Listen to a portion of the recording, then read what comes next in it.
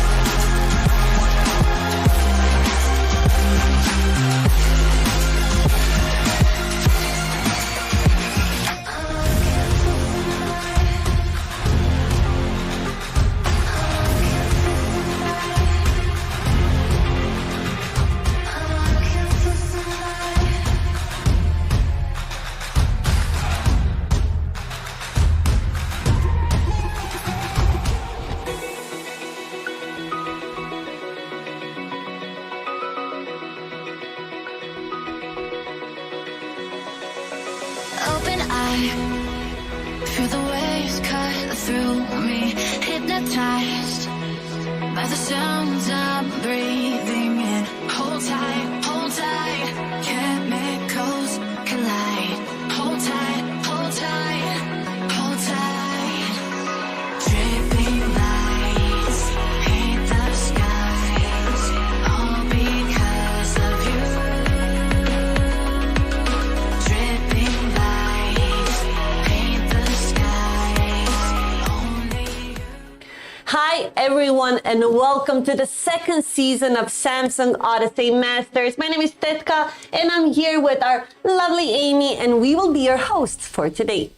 Hello everybody, as you already heard, my name is Amy, and here we are today at day 2 of Qualifiers Group C. How time flies. I mean, really, really quickly. And we will see today if the situation will stay the same. So far, on our team ladder, the first team from Group C is Team Hit, and the second one is Choir, right ahead, right behind them. And we shall see who's going to go to the finals and take a chance at those 10,000 euros. And not only the pool prize, which is, by the way, amazing this season, we actually expanded, and now we are divided to 4 regions, which are Poland, Czech Republic, and Slovakia, Hungary, and of course, Adria region. That's right. And do you know which teams are going to be in the final? No, but you are going to tell me. So today, with the ending of Qualifier Group C, we will get another 2 teams that will be joining the 8 invited teams. And they are from the Poland region, Polish Power and the Boys. From Czech Republic and Slovakia region, we have Entropic and Recurvi. And from Hungary region, we have Grindmore and Heat Esports. And of course, Adria region, we have M-Force and Hall of Game. But I didn't watch the games yesterday. I lie. I watched maybe 2 of those. I didn't manage to find the time. So I want to know what happened on day 1 of Group C. So what happened on day 1 of Group... It's tough to say. I think everybody who was watching the stream knows why this is my reaction. It was all over the place, but actually two teams did stick out. And funny enough, it wasn't Choir who won the chicken dinners. It was actually Martin Gaming who got 2 chicken dinners, and of course Team Hit also the first chicken dinner, and I believe the third. Don't take me on that. 4th.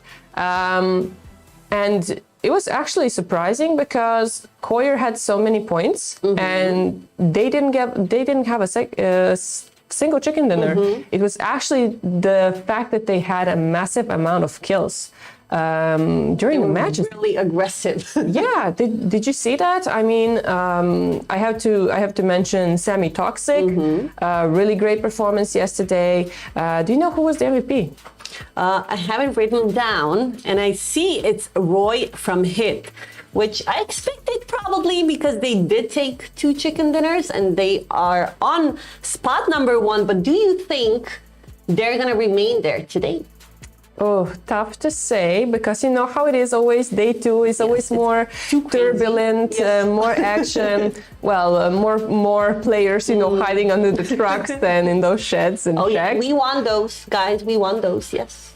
Yeah, and basically, I have to say good job to Roy once again, Roy Mercury, because he didn't really come out on top too much with the damage and with the kills, but I believe it was a lot of utility, a lot of survival skills, and he did really great for his team.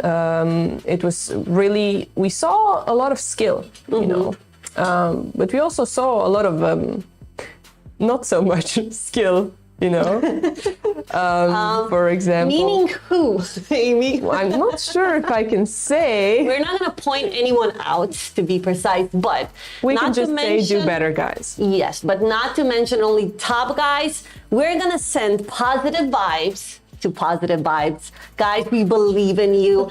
But now we want to say thank you to whom, Amy? To Samsung Odyssey, of course, for making this amazing tournament happen. Because if it wasn't for Samsung Odyssey, we wouldn't be here watching all these amazing teams, these amazing games, and of course that they have a chance to, grab those 10,000 euros. Absolutely. But I believe it's much more than that, actually. Yep, they have a lot more to grab. Actually, the MVP of the game. Of the day, can get 100 euros. And if they go to the finals, they can actually get 500 euros, which is really amazing. But all of the information you guys want to have about the tournament, go visit our official website on Samsung Odyssey Masters.com. There's all the information about the stream schedule, giveaways, results, and everything more. Is it time for game number one? No, it's not time. It's not? I want to thank, besides Samsung Odyssey, I want to thank, of course, our sponsors, SpaceSafeCard and Visual S. Thank you for participating in supporting this tournament. And of course, I gotta say that besides the MVP awards for the players, there's also MVP awards for our viewers. But you will find out more about that in the next couple of segments when you will see us. We'll let you know all the details. But for now, we are going to go to match number one. And of course, Sanson and Toby. Take it away, guys. Thank you so much, ladies. Hello, everybody, and hello to my dear co-host, Toby. Hello, how are you doing today? I'm doing amazing. I hope we're going to see a amazing gameplay as well today. This is our second day of the Group C of tonight, and I really hope that in these next few games we are going to see at least skill that we've seen yesterday as well. Toby, what do you think about it? I couldn't hope for anything less. I mean, having casted now both in Group A and Group B, and now we get to do Group C as well. We've seen some pretty, the analyst has kind of talked about it too. We've seen some really good moments for a lot of the teams. Now we've also seen some pretty oops moments. So I hope that today is mainly going to be good moments. Yeah, I hope so. I hope so as well. I wanted to ask you a little bit something about what do you think we spoke about that yesterday, Shanks and me. What do you think? What are the chances that some of the team qualifies directly to the final without getting another chicken dinner? We are seeing here Koyer Esports, which is sitting on the second place, for example. Yeah. They have impressive 58 points, and just behind them, you see Gifted without any chicken dinner, sitting on 56 points. Is it maybe possible if they just continue to frag and not get the chicken dinner? Is it possible for them to hop into top 2? Oh yeah, easily. I mean, if again, as you say, if they frag out, if they manage to find their way into placement points still, I mean, even though they might not get the win, as long as they get like top 3, that's still, I mean, get second place and have just 4 kills more than first place, then that's the same amount of points that you rack up, if not even potentially more.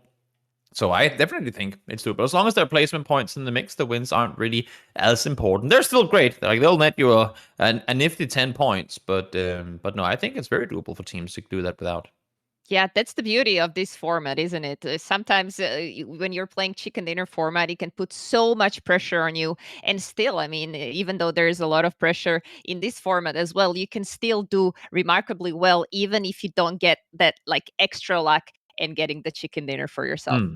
Yeah, exactly. It's great that the teams that do manage to make it far into the late game still get rewarded for their hard work during the match, even though they might not get out and actually win the game itself.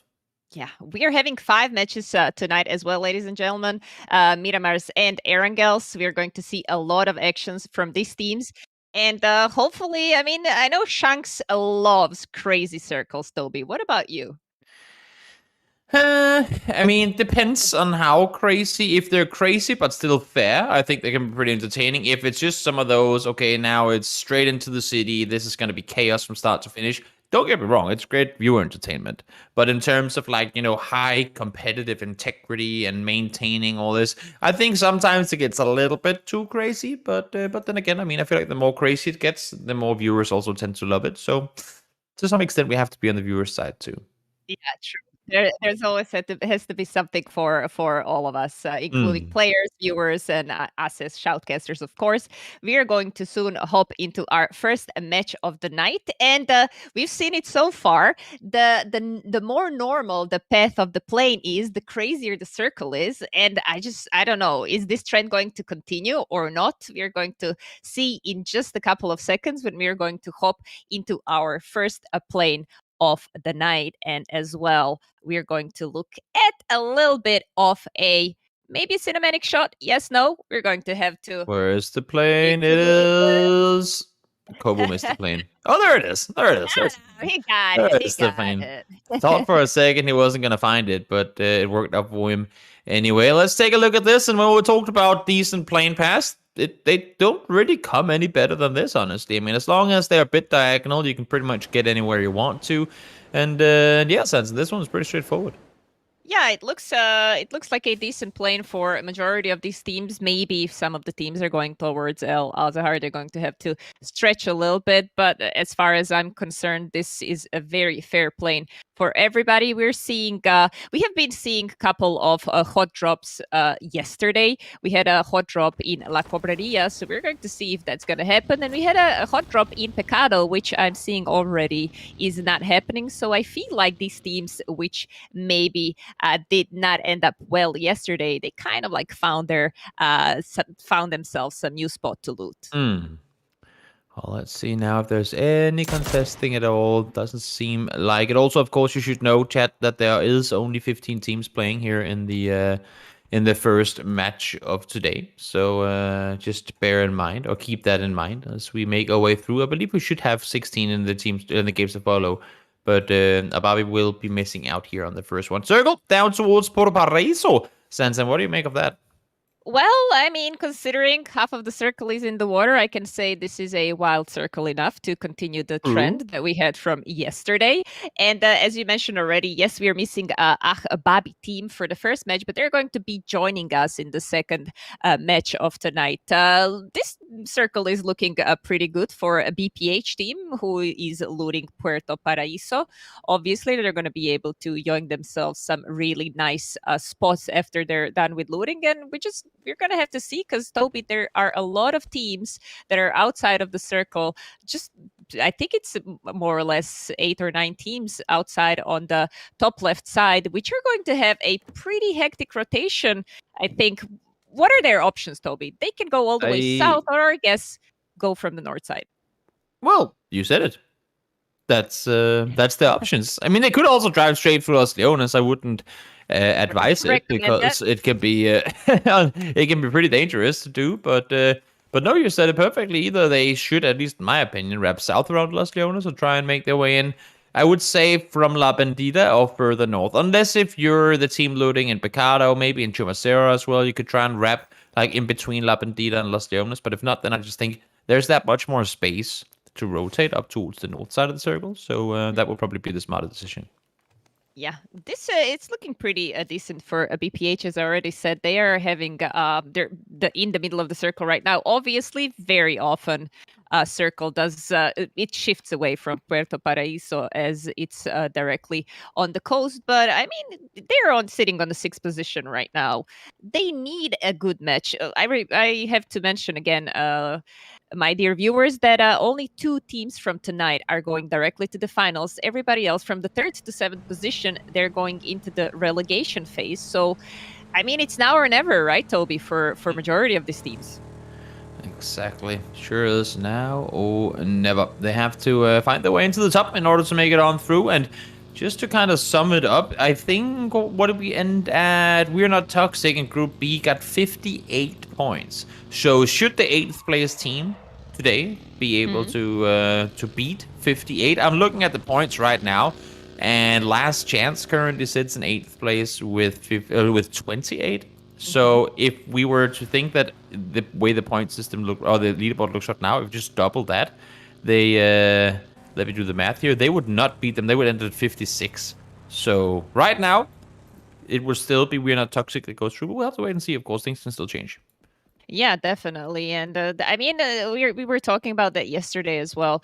You just kind of like want to at least grab that 7th position, right? Because gambling with being on the 8th position and then the best team out of all of the lobbies, it's kind of, it's a long stretch. So if they manage to just step it up a little bit more and going at least that 7th position, I feel like it's going to be a little bit a better breather for them than just hoping and seeing like, oh, did they get the 57 points, or is it like 58? Oh my God, get that last frag. I feel like it's way easier when you secure your spot in a little bit different way. Oh yeah, for sure.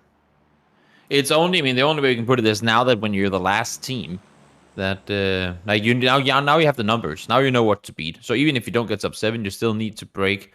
Like if you can beat 58 points, you should be all right. But of course, Nothing's guaranteed just yet. We'll have to keep an eye on the leaderboard, of course, through the course of the tournament and see how things are going to pan out. Yeah, I kind of happened to notice, Toby, we're looking at a couple of rotations. Here's our team hit, which are leaders on the current leaderboard after first 5 matches of the group. But there are a lot of cars right now all the way on the north, and people are very, very close to each other. So there might be some action going on the north as well. But let's check out here Borchale from Team Spaulin. He's hiding behind the minivan.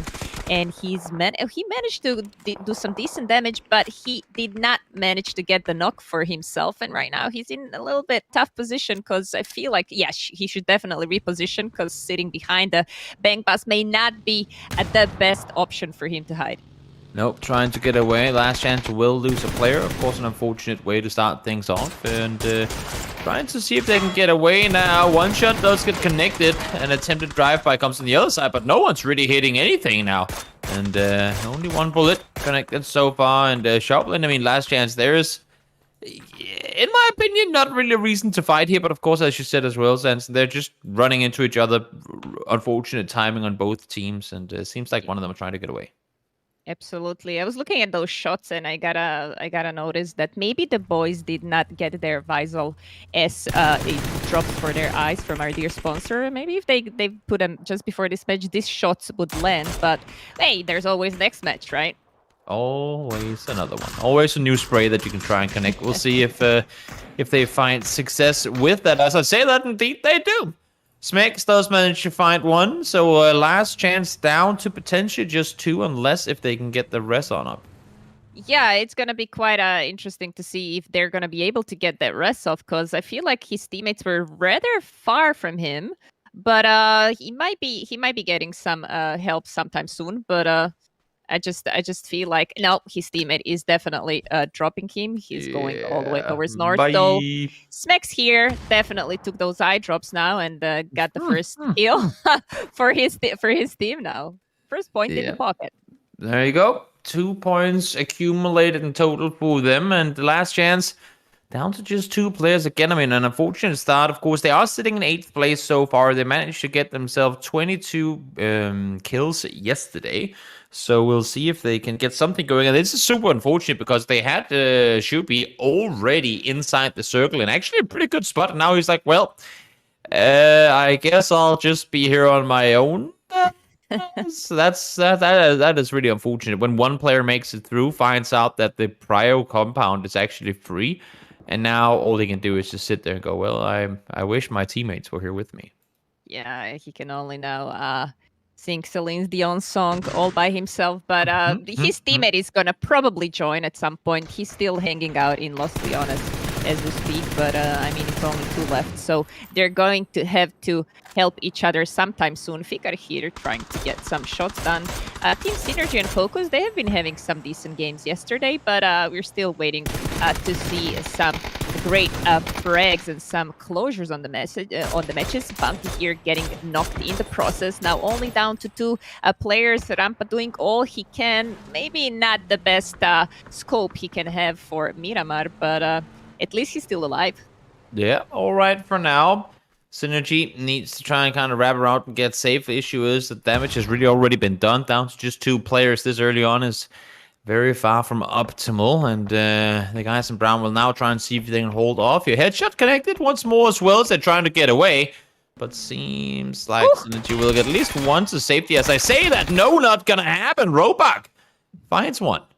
Yeah. That was a unfortunate scenario for Fikar here, and his team only now down to 1 player, and I'm not sure what are his options apart from just being as sneaky as possible, because there are 54 players alive and 15 teams left, definitely. Sensen, look where the crate landed. Yeah, look where the crate landed. I know. I was is just it about to ask you. for where this circle is gonna go, you think? Let's see. No, I don't think so. No, it wasn't. I was about to ask you, would you go? For a crate? No, Yeah. by no means. And not now, even more so. Not now at all. Circle does go back on land, but it does keep a lot of water in play.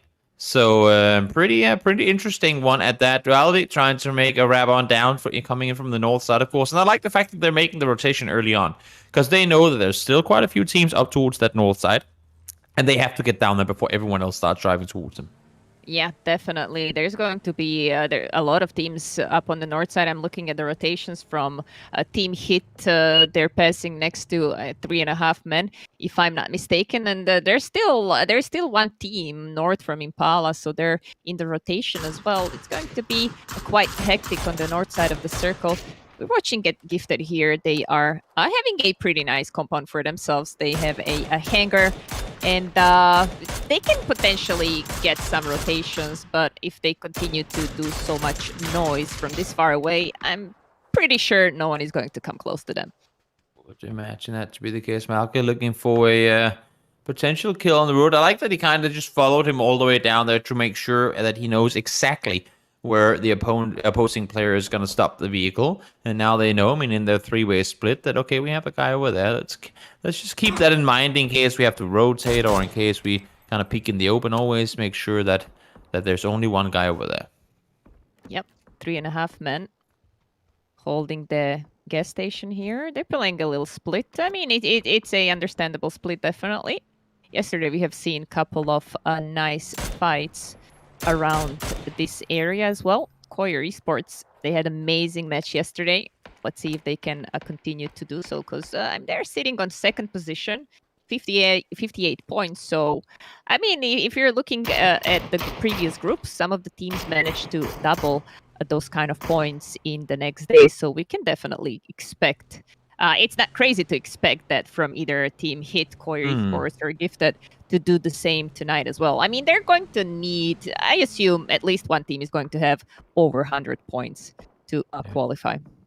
I'll have to wait and see. Here comes the boat rotation. We were talking about it. Maybe someone will up to take the boat, and indeed, one team has done just that. Will this be the smart play to make, though? We'll have to wait because, I mean, they are all four in the boat. They're going to go past at least one team. I mean, depends on how far they're going. If they want to go all the way into the center of the circle, that's going to be 3 teams they're going to go past. And if any team spots them out on the water, they could easily be in trouble.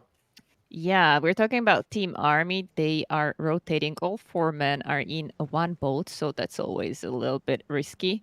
And as if being in the boat is not risky enough, but they're probably going to wrap around the island over there and just, I guess, crash middle of Puerto Paraíso, or just maybe chill behind the island and see where the zone goes first before they do anything else.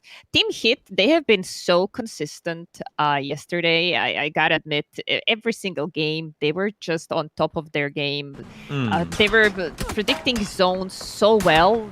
When it was a fragging time, they closed up on fights amazingly, and I mean they have respective 2 chicken dinners, so that's the only team in this lobby that has 2 chicken dinners so far, and I'd like to see them maybe grabbing one more. Meanwhile, 3.5 men catching those rotations.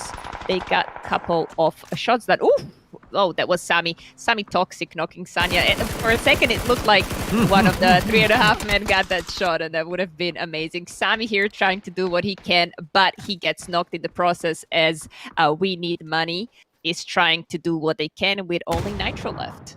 Yeah, trying to stay alive. Now the circle went further down south as well. It's going to be incredibly difficult for them to make a move from here. See the circle in and around Puerto Paraíso, a little north of it.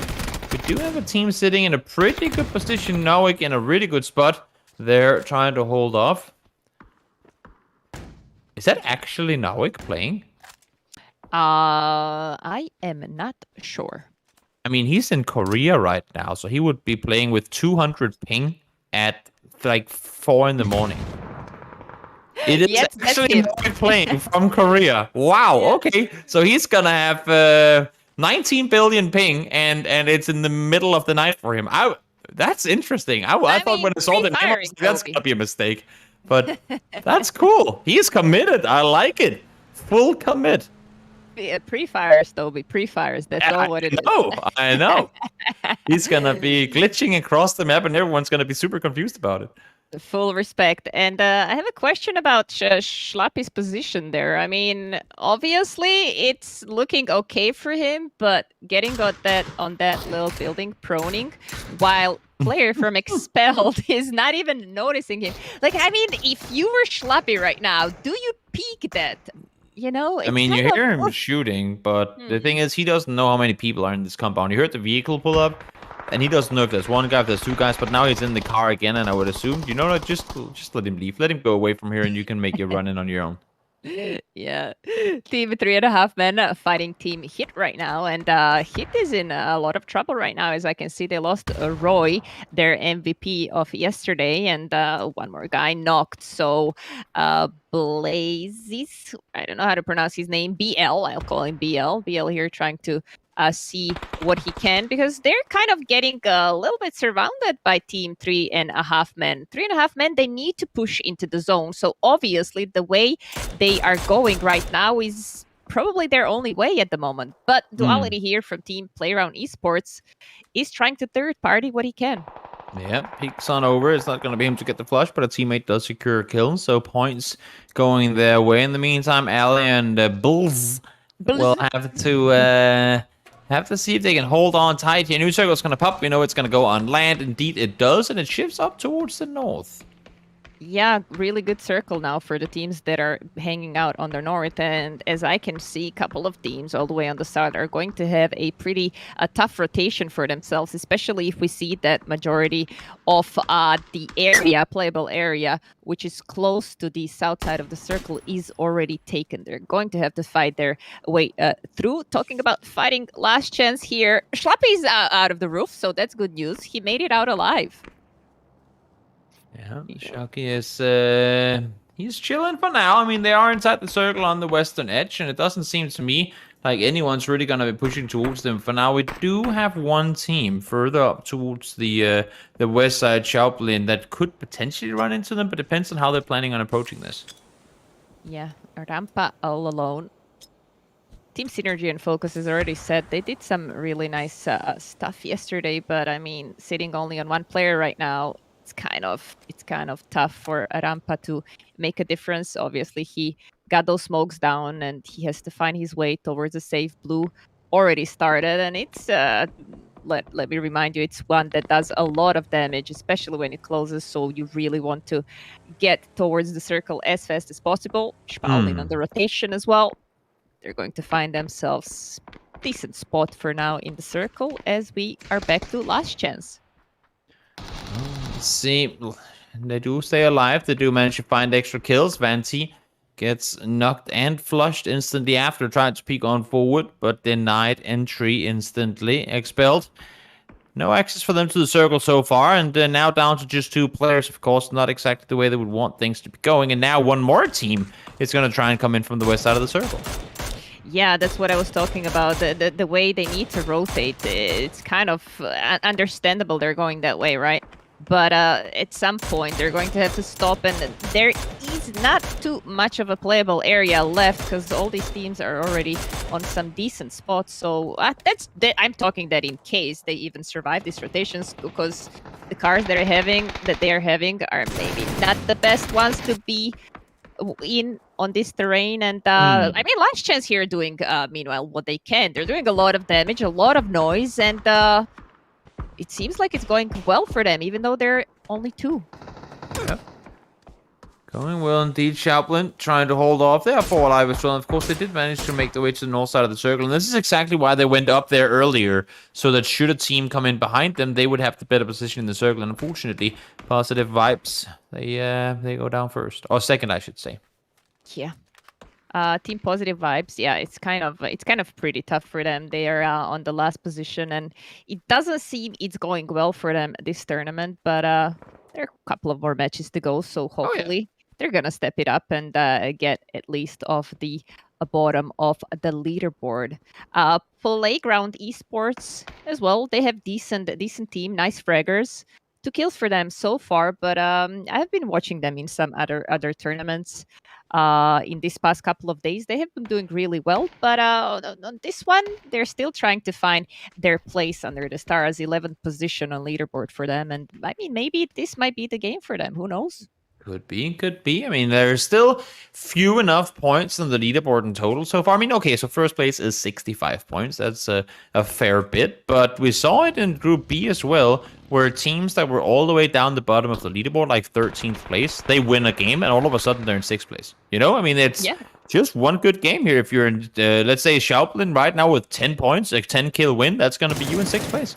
So get yourself a good performance, and then nice shooting from Shocky. I mean, they're only 2 alive, but they've really been surviving for long here on the edge. Yeah, they have been fighting this fight for a long, long time. We were talking about Team Expelled. On another side, Shocky managed to get himself a really nice knock. He's definitely going to finish a guy. Meanwhile, we lost yet another team. Martin Gaming out on 11th position. Shocky got himself knocked in the process. Highly unlucky for his team, as Schlupi now is all alone trying to do what he can. I think this is a 1v1 fight right now. Yep. And Schlupi is on full HP, while one of the guys from Expelled is kind of on half HP, but Schlupi managed to find some really nice connected headshot, and we are seeing Expelled eliminated on the 10th position. What? What? Hello? Nawik? Just better? Free fire! Just better. Korean ping is going to keep him alive, and there you go. 3 kills, 4th for him. And, yeah, there you go. We didn't exactly see him scoping it on in, but solid sprays coming through regardless with the mini to get the kill on down. Maybe we're going to be able to catch the replay on that, because I'd really love to see how that looked. Obviously, it's an amazing player, and just the commitment that you said is just unbelievable that he's playing from Korea right now, where he's also playing a global championship. Nitro here trying to do what he can, but nope, his team gets eliminated on the 7th position as well.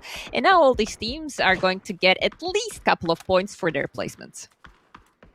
We'll see Duffy try to make his way further out. They are down to 3 players. Losing Ante early, of course, is unfortunate, but try to hold off here now. There are only 6 teams alive. I mean, which is actually insanely surprising to me because we are only in phase 5. So down to just 19 players with still like just now heading into phase 6. That's not something we usually see in Circle. Well, down towards the south. And Heroic / Nawik and Co now looking real good in this position.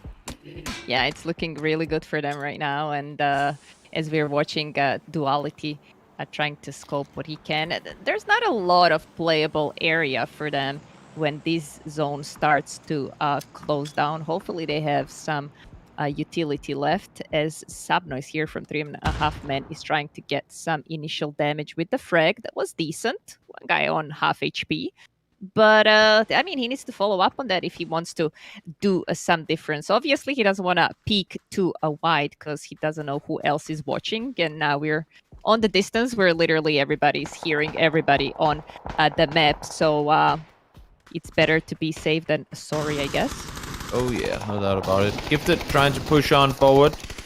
Coyote's peeking on over, shoots his teammate in the back. That's of course not what you want to have happen, but everything is good. Finds 1, finds 2 flushes. Gets them both confirmed as they push further over the top of the hill here. They do have to push down the hill on the other side. Do they see? Ooh, I think it's just exactly up. So Bokal down there. Yeah, it's a decent. I feel like they're going to have a decent entrance here. Unlike one of the players from PG, he got inside the save, but his car is on fire. There is a frag grenade flying, and it's just a matter of time before everything explodes here where he is at the moment. And he's probably going to have to find himself a really nice fast knock or reposition himself somehow, because with all this damage coming in and only 12 HP left, I kind of doubt he's going to stay alive for longer than a couple of more seconds. I mean, he is forcing a lot of utility out from the other team, which of course is great for everyone else that have to find them later. They're committing a whole lot of resources to try and get rid of this player down below, but without success so far. Ali, looking over the top, will soon see there's a hell of a lot of players coming down the hill, and I think that's where his new primary focus is going to be. Yeah, he's trying to stop Team GG from getting into the zone.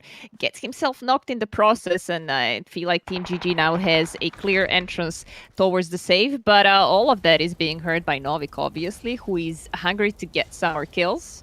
And yeah, Duality is still alive. You were right. He's back behind broken vehicle, and he's just gonna chill there and try to get his chance a little bit later.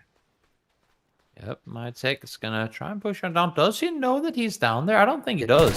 I mean, they heard all the nades being thrown before, and now first one's gonna get shot at. Spots number 2 as well. Duality almost able to get the second knock too, but let's see, will they allow for the flush to come through? Yep, they will. Almost gets number 2. Second time around as well. 360 jump for ultimate cover. Gets him safe. Molly thrown forward. Duality finds number 2. He cannot swap back to his Mini 14 because he's not got anything in it, but finds the third as well. Now it's just Coyote left alive over on the hillside, and they're just not knowing how to respond to this. Oh my god, Duality. How is he being allowed to do this? Coyote, you're there to help your friends, and now he's getting shot in the back too, so somehow Duality is able to survive this. That is insane. Oh, wow. Novik there helped Duality with that last kill, and now Duality is under a lot of pressure, obviously. He's not going to, I feel, stay alive for much longer with Novik pushing him this hard. Meanwhile, we're watching BPH team BPH has a really good position in the middle of the circle right now. One guy is on the anchor on the side outside of the circle, and 3.5 men are down to, well, 3.5 men. Down to 3 men, 6 kills, and I mean, they're on the edge of the circle, lower ground. Yeah. I feel like this might be a BPH game. I like the way that they have Friday on the south side, kind of containing and making sure that they can't wrap around the circle towards him. And even if they do, I mean, at least we'll have the information that they're coming in this direction. In the meantime, Naomi peeking on over the top. We'll be able to spot one out. Mistake's going to go down to low HP, and as you said, 3.5 men kind of in trouble down here. Yeah, lower ground is never a place you want to be at, especially. I mean, is it the team BPH smoking them off or them smoking themselves? But it doesn't. Yeah, it doesn't matter because BPH is having 10 kills already. Seems like it's going to be really nice chicken dinner for them. I don't see what could go wrong unless Doffy here starts making a difference. But no, it's a winner chicken dinner for BPH team. 12 kills for them in the first match of tonight. Miramar, it looked really well. It seems like, well, no problem for Novik, right? No, he knows what's up. Such a talented player. I mean, plays against the best in the world.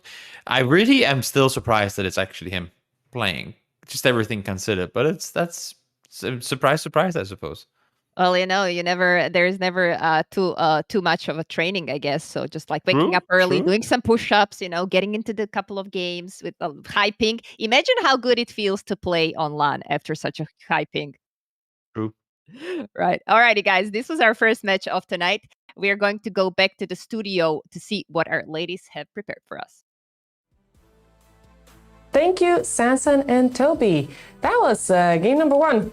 What do you think, Detka? It was interesting. I never expect for game number 1 to be anything as exciting as this. Like, they're warming up, they're feeling up the territory. Clearly not. None of it happened. I want to start with mentioning Schluppy. I do not care first that chilling on the rooftop, good job.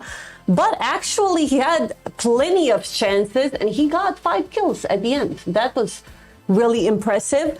And Koyer got eliminated first, our second team on the standing. Yes, that was quite shocking.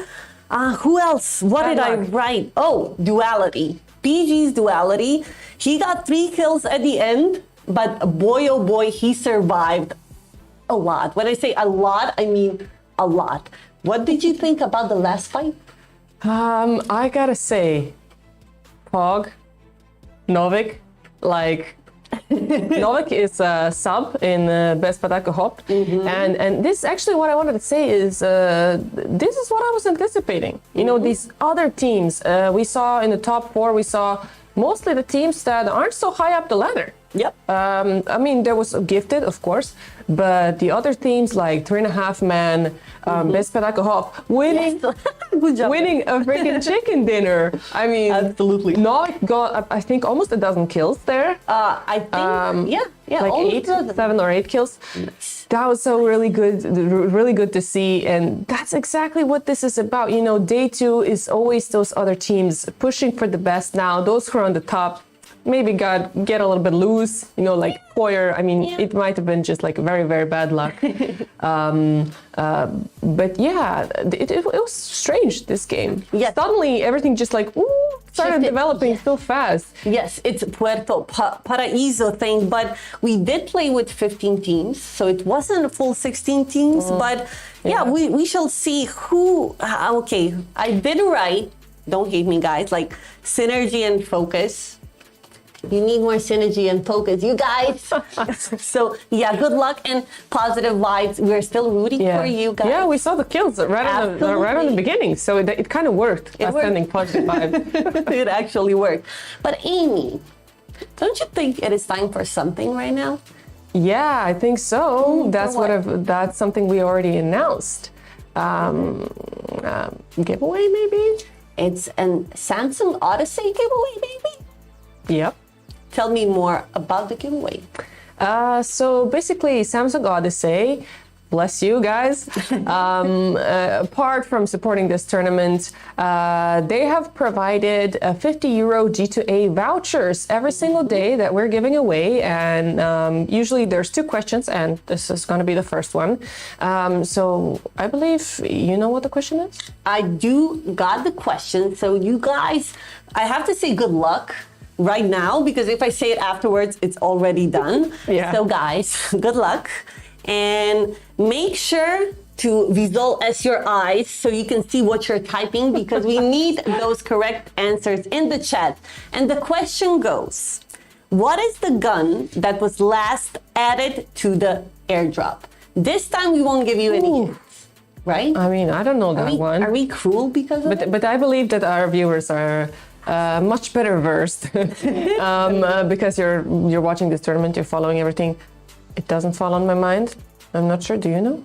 Absolutely no idea. That is very unprofessional. And even if we know, we wouldn't tell it.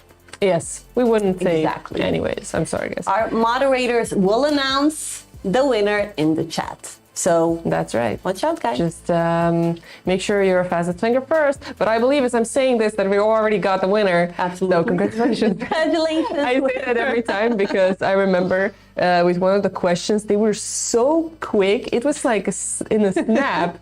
It's hilarious. It's like we didn't even say the question till the end. It was already like there was a winner in the chat. Does it mean that the giveaways should be actually them writing an essay?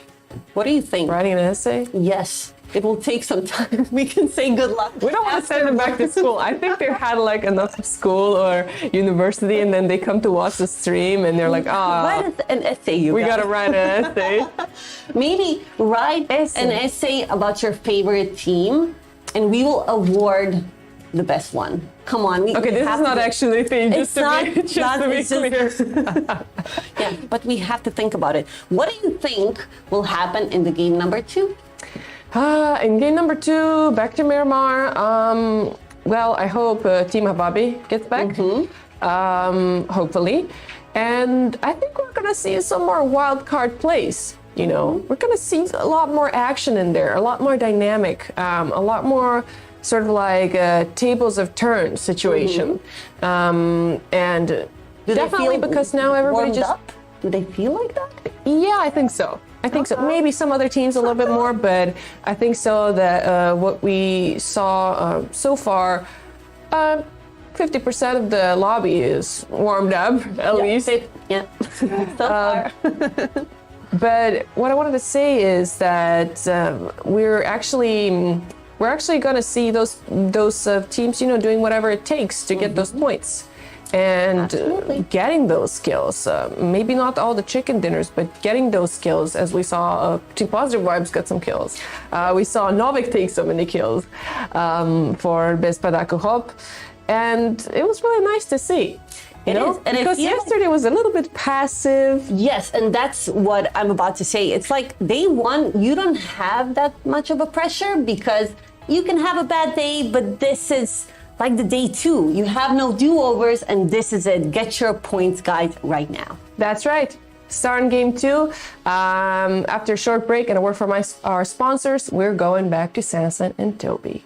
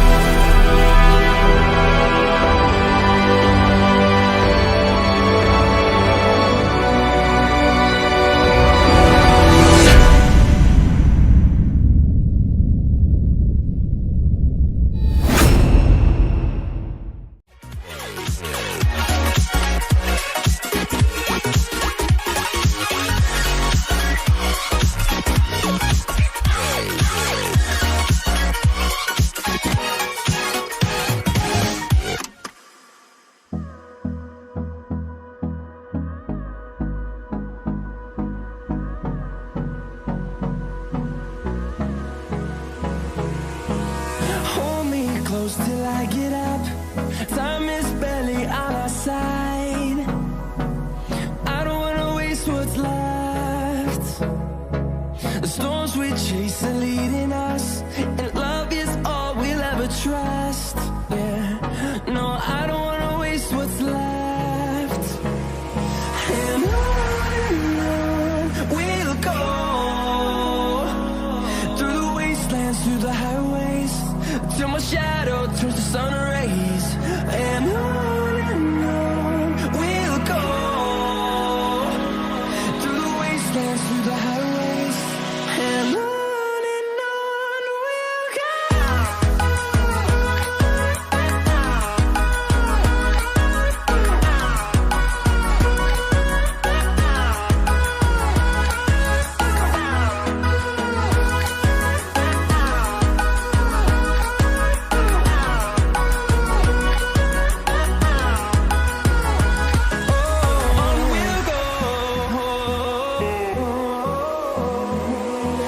Finding life along the way, melodies we haven't played.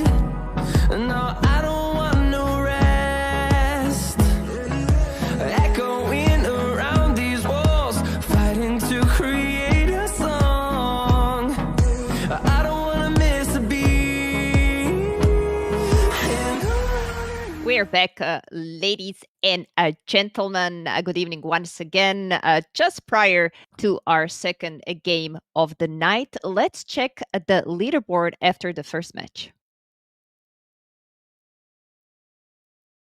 And what we can see here is a hit on the first position with 70 points.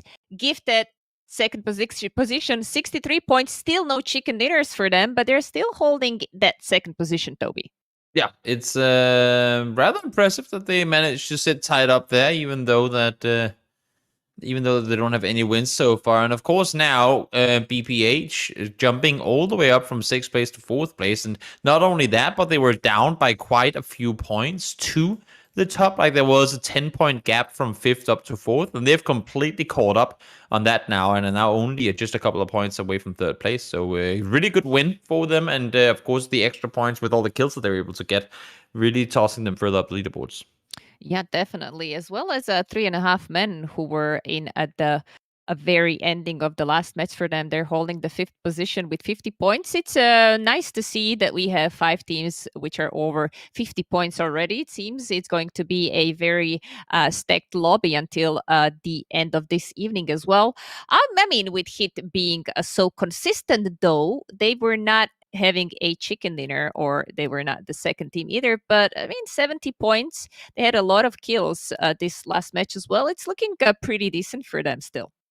Yeah, looking just fine overall. It's looking down the leaderboard, it's pretty impressive to me how there's such a big, I'm not gonna say skill level difference, because I mean people can also just have had some really unfortunate games, but that we have some teams that have still yet to struggling still, I should say, to get out of just the under 10 points in total. And we still have, like, out of our 16, there is still 5 that have yet to make it into 20 points. Then we have some up at the top that are just really keeping on racking up points after points after points. So I'm hoping to see some of the teams down the bottom really get something going here in the last couple of games. Yeah, definitely. Such as Team Arbabi, which did not connect in the last lobby. They're sitting on the 15th position. So maybe we're going to see them stepping up tonight. And I wanted to mention as well, we were looking at if we see the team on the 8th position, we need money. I got to be honest, I haven't seen team being this low that has chicken dinner 1.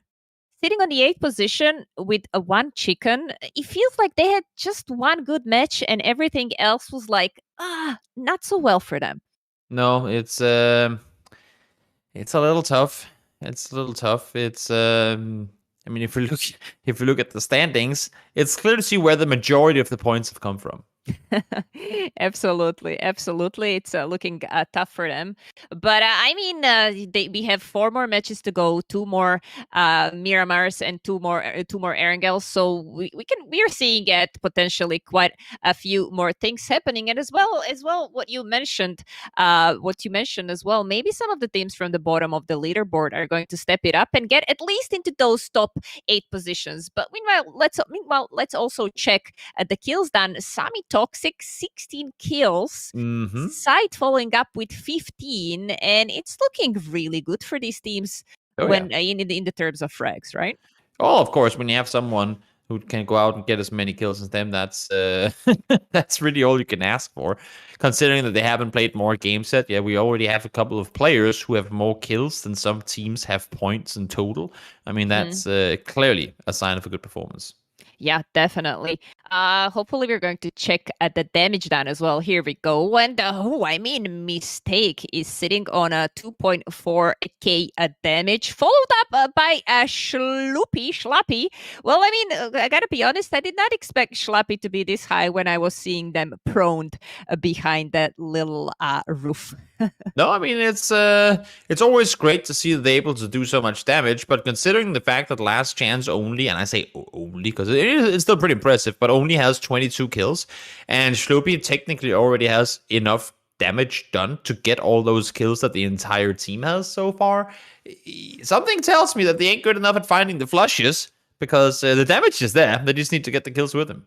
Yeah, definitely. We were talking yesterday about that, about capitalizing that damage done. I mean, obviously, it's amazing thing for your team when you pull out so much damage, but you gotta capitalize on that, right? You gotta after you get the initial knock, you gotta try to get that flush done immediately, or someone from your teammates. Otherwise, it's just a lot of help for some other teams. Talking about that, we're going to hop into our second match of the night, and let's see whether the plane is going to be a straight or maybe a little bit crazy, and what's going to happen with our circle. But before that, a little bit of cinematics. Thank you so much, Kovo. What a wonderful blue sky. It looks like it's getting a pretty nice transition, across. All looks good. All looks good. It's still diagonal, a little more straight across. I'd still call this a good plane. Of course, it's a little difficult to get down towards the south, but other than that, I mean, yeah, this is still what I'd consider a good plane. Yeah, this seems relatively fair towards all of the teams, and but I want to see if we're going to have some hot drops with all 16 teams now being back on the map. It's just a matter of a couple of seconds to see whether someone is going to try to get those early points or not. Toby, are you against or for early fights and hot drops?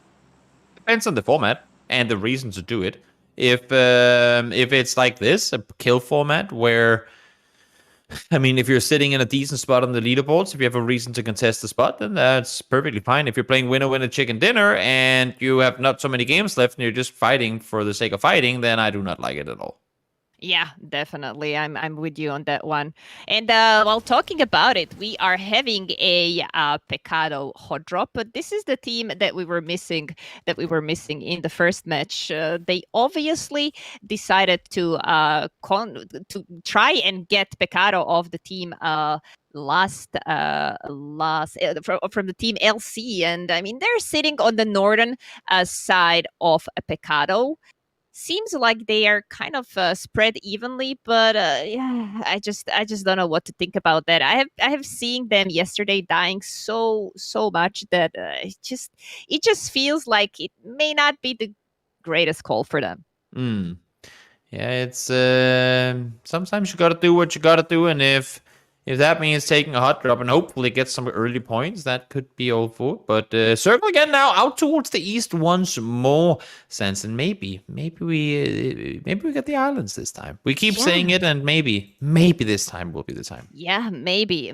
But I mean, yesterday Shanks was all about, oh my god, please the island. You know, the crazier the circle, the crazier the time for us to have. But I mean, if you're looking at the situation from players' perspective, you're definitely not wanting for the circle to go to the island. Meanwhile, we lost a hood from Team Koyer Esports, who are sitting on second position. This is not a good start for them. Not a good start at all. Expelled. Finding a kill. That's, of course, exactly the start they would want to. Some 3 points early off. I mean, as I say, 3 points. Already a broken vest for Vanti. So clearly it didn't come free. It came at a price. But Vanti, fortunately able to stay alive and live through that one, will be just fine. In the meantime, in Picado, not a whole lot's happening. We have last chance inside of Fortuna and across the street, and all of AHB are sitting in or around the arena and not really wanting to push anything here. Yeah, they're just playing very passive. I mean, understandable. You don't want to lose a player, but then again, you did hot drop, and someone is going to have to make a play eventually. Otherwise, what was the whole point of it? And here, Trish managed to get a nice body shot with the car 98. But apart from that, not a lot of things are happening right now. It's just going to be even if the knock happens with this distance, how players are spread. Even if the knock happens, I don't see how anyone can capitalize on those kills yet. Yeah, it's not exactly looking optimal, to say the very least. Shoggy trying to... I mean, he has gotten looted on up, really. He's pretty decent in terms of his loot, but I think now is when you make the decision. You can see the remaining last chance players already starting to run back the other direction. Now they're just popping tires to be rude. Now they're just being rude. Yeah, it's kind of if we're not going to get that car, neither are you. Exactly. Just backing off here, trying to play it safe. And I mean, they should be able to do exactly that. It shouldn't really be in trouble at all as they back off, but still unfortunate for the ones trying to get it.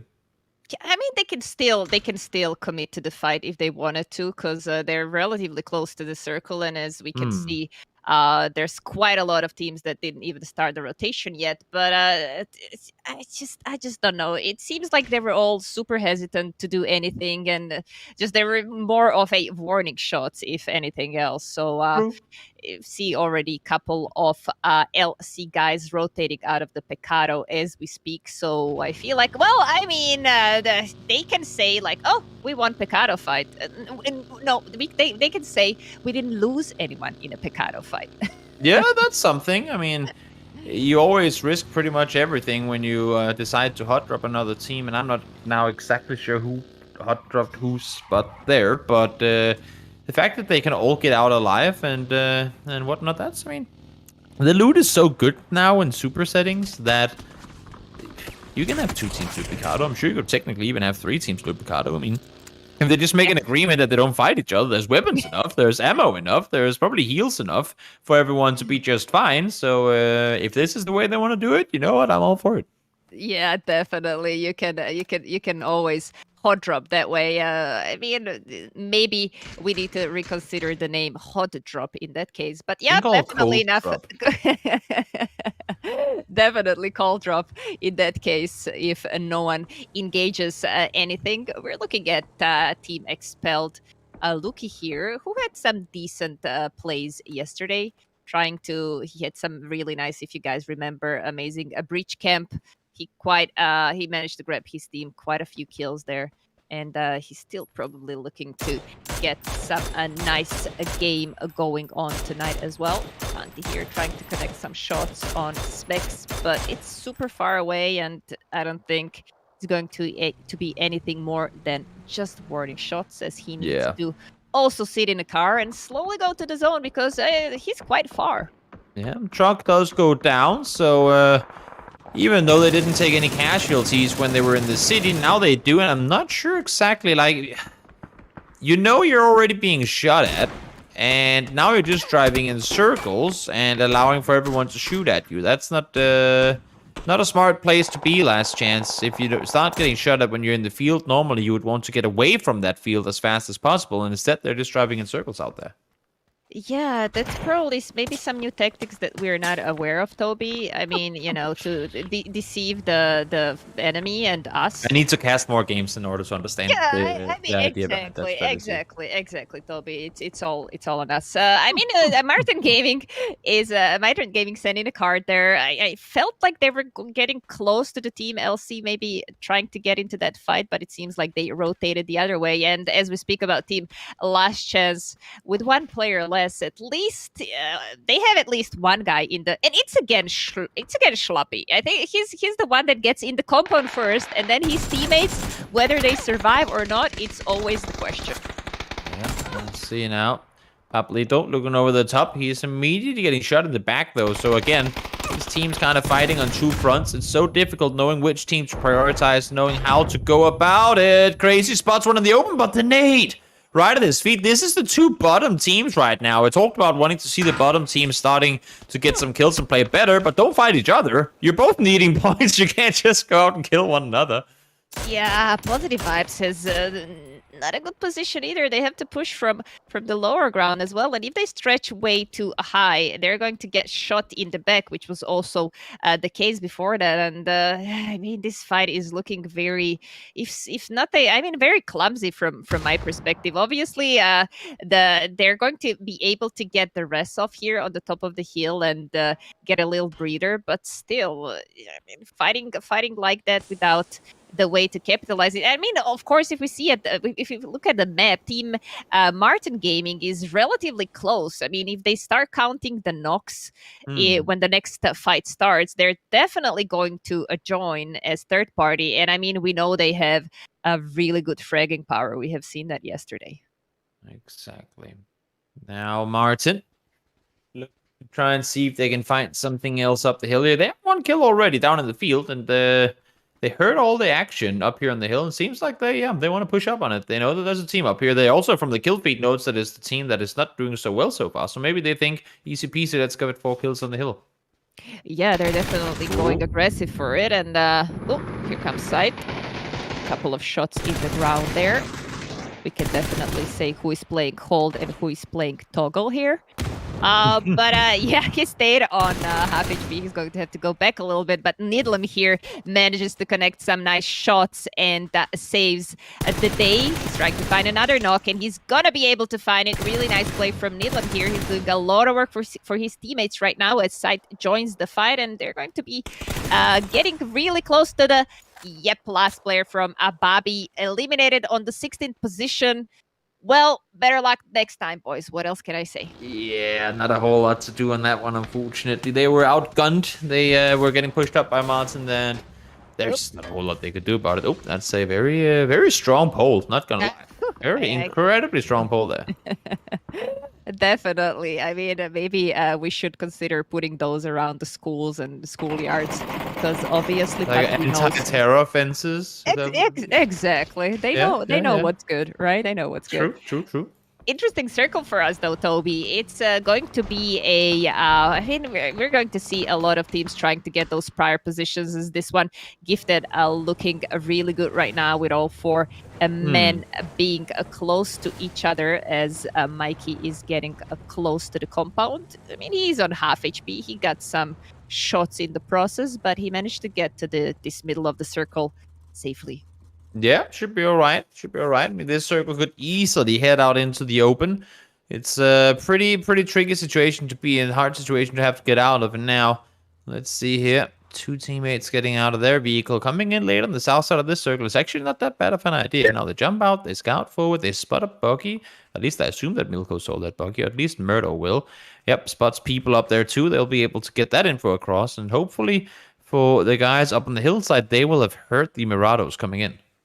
Yeah, definitely good position for Team Army here, because right now they're sitting on the edge of the circle on the south side, but it's also a huge crossing, right? At this position, when the next circle closes, you can decide whether you want to follow the main road going left or whether you want to go towards the coast side and wrap all around those mountains. Obviously, they're scoping towards there, so it's a position they maybe were thinking about playing, but if they noticed a couple of players, they're going to probably just wait here and see if the team shifts and rotates just before them. So for now, Army playing a good tactical decision. Obviously, they're not gonna be getting any kills sometime soon, but at least they're gonna be having a good idea about where they want to go, which side they want to go to when the next circle shows. And team, we need money here.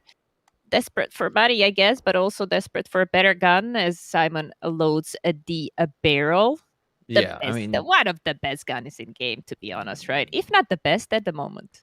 Yeah, I mean, we need money. They have 30 points. I mean, 29 points in total right now. 10 of those points come from one win. And that's just the placement points. Like, they need more consistent performances, no doubt about it. In the meantime, now Martin, full on pull up. They go from one fight straight to another. All the time, they'll just be pulling up. They leave Samato far behind. With the level 3 gear, actually, a little surprising. You would think that the AOG was better served up close, but they sent the level 2 gear players into the compound, and now Duffy is there to find the first of their players. So casualties taken early on.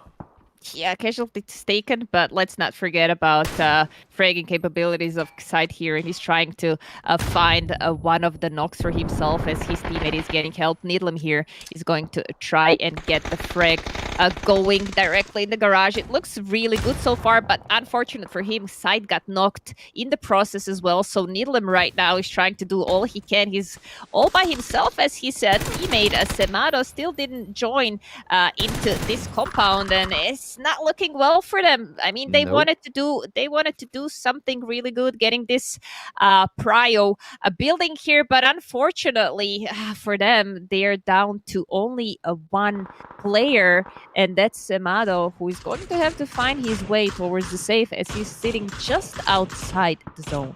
Should have sent the guy with the level 3 gear. Holy moly, that is a good headshot. Yeah, that was the reason why they pulled up. That is a great knock.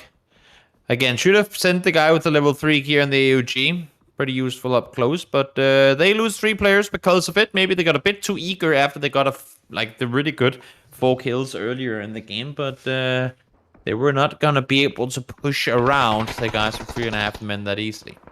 Yeah, GG is getting pushed by another team. They're gonna be able to hold off the fight for now, as I'm not sure whether they want to fight around the brick building or not. I mean, there are not a lot of angles that you can play, obviously. You know, it's ending of the building on one side, ending of the big building of another side. Here, a couple of boxes for Verzic as he is trying to get that frag going. Coyote from the higher ground, getting those shots done, but I still see no knocks. It looks like pretty nice fight from the both sides. Everybody's playing safe and trying to hold on to their lives, as of course they do not want to give advantage to the opposing team to just get that push on them.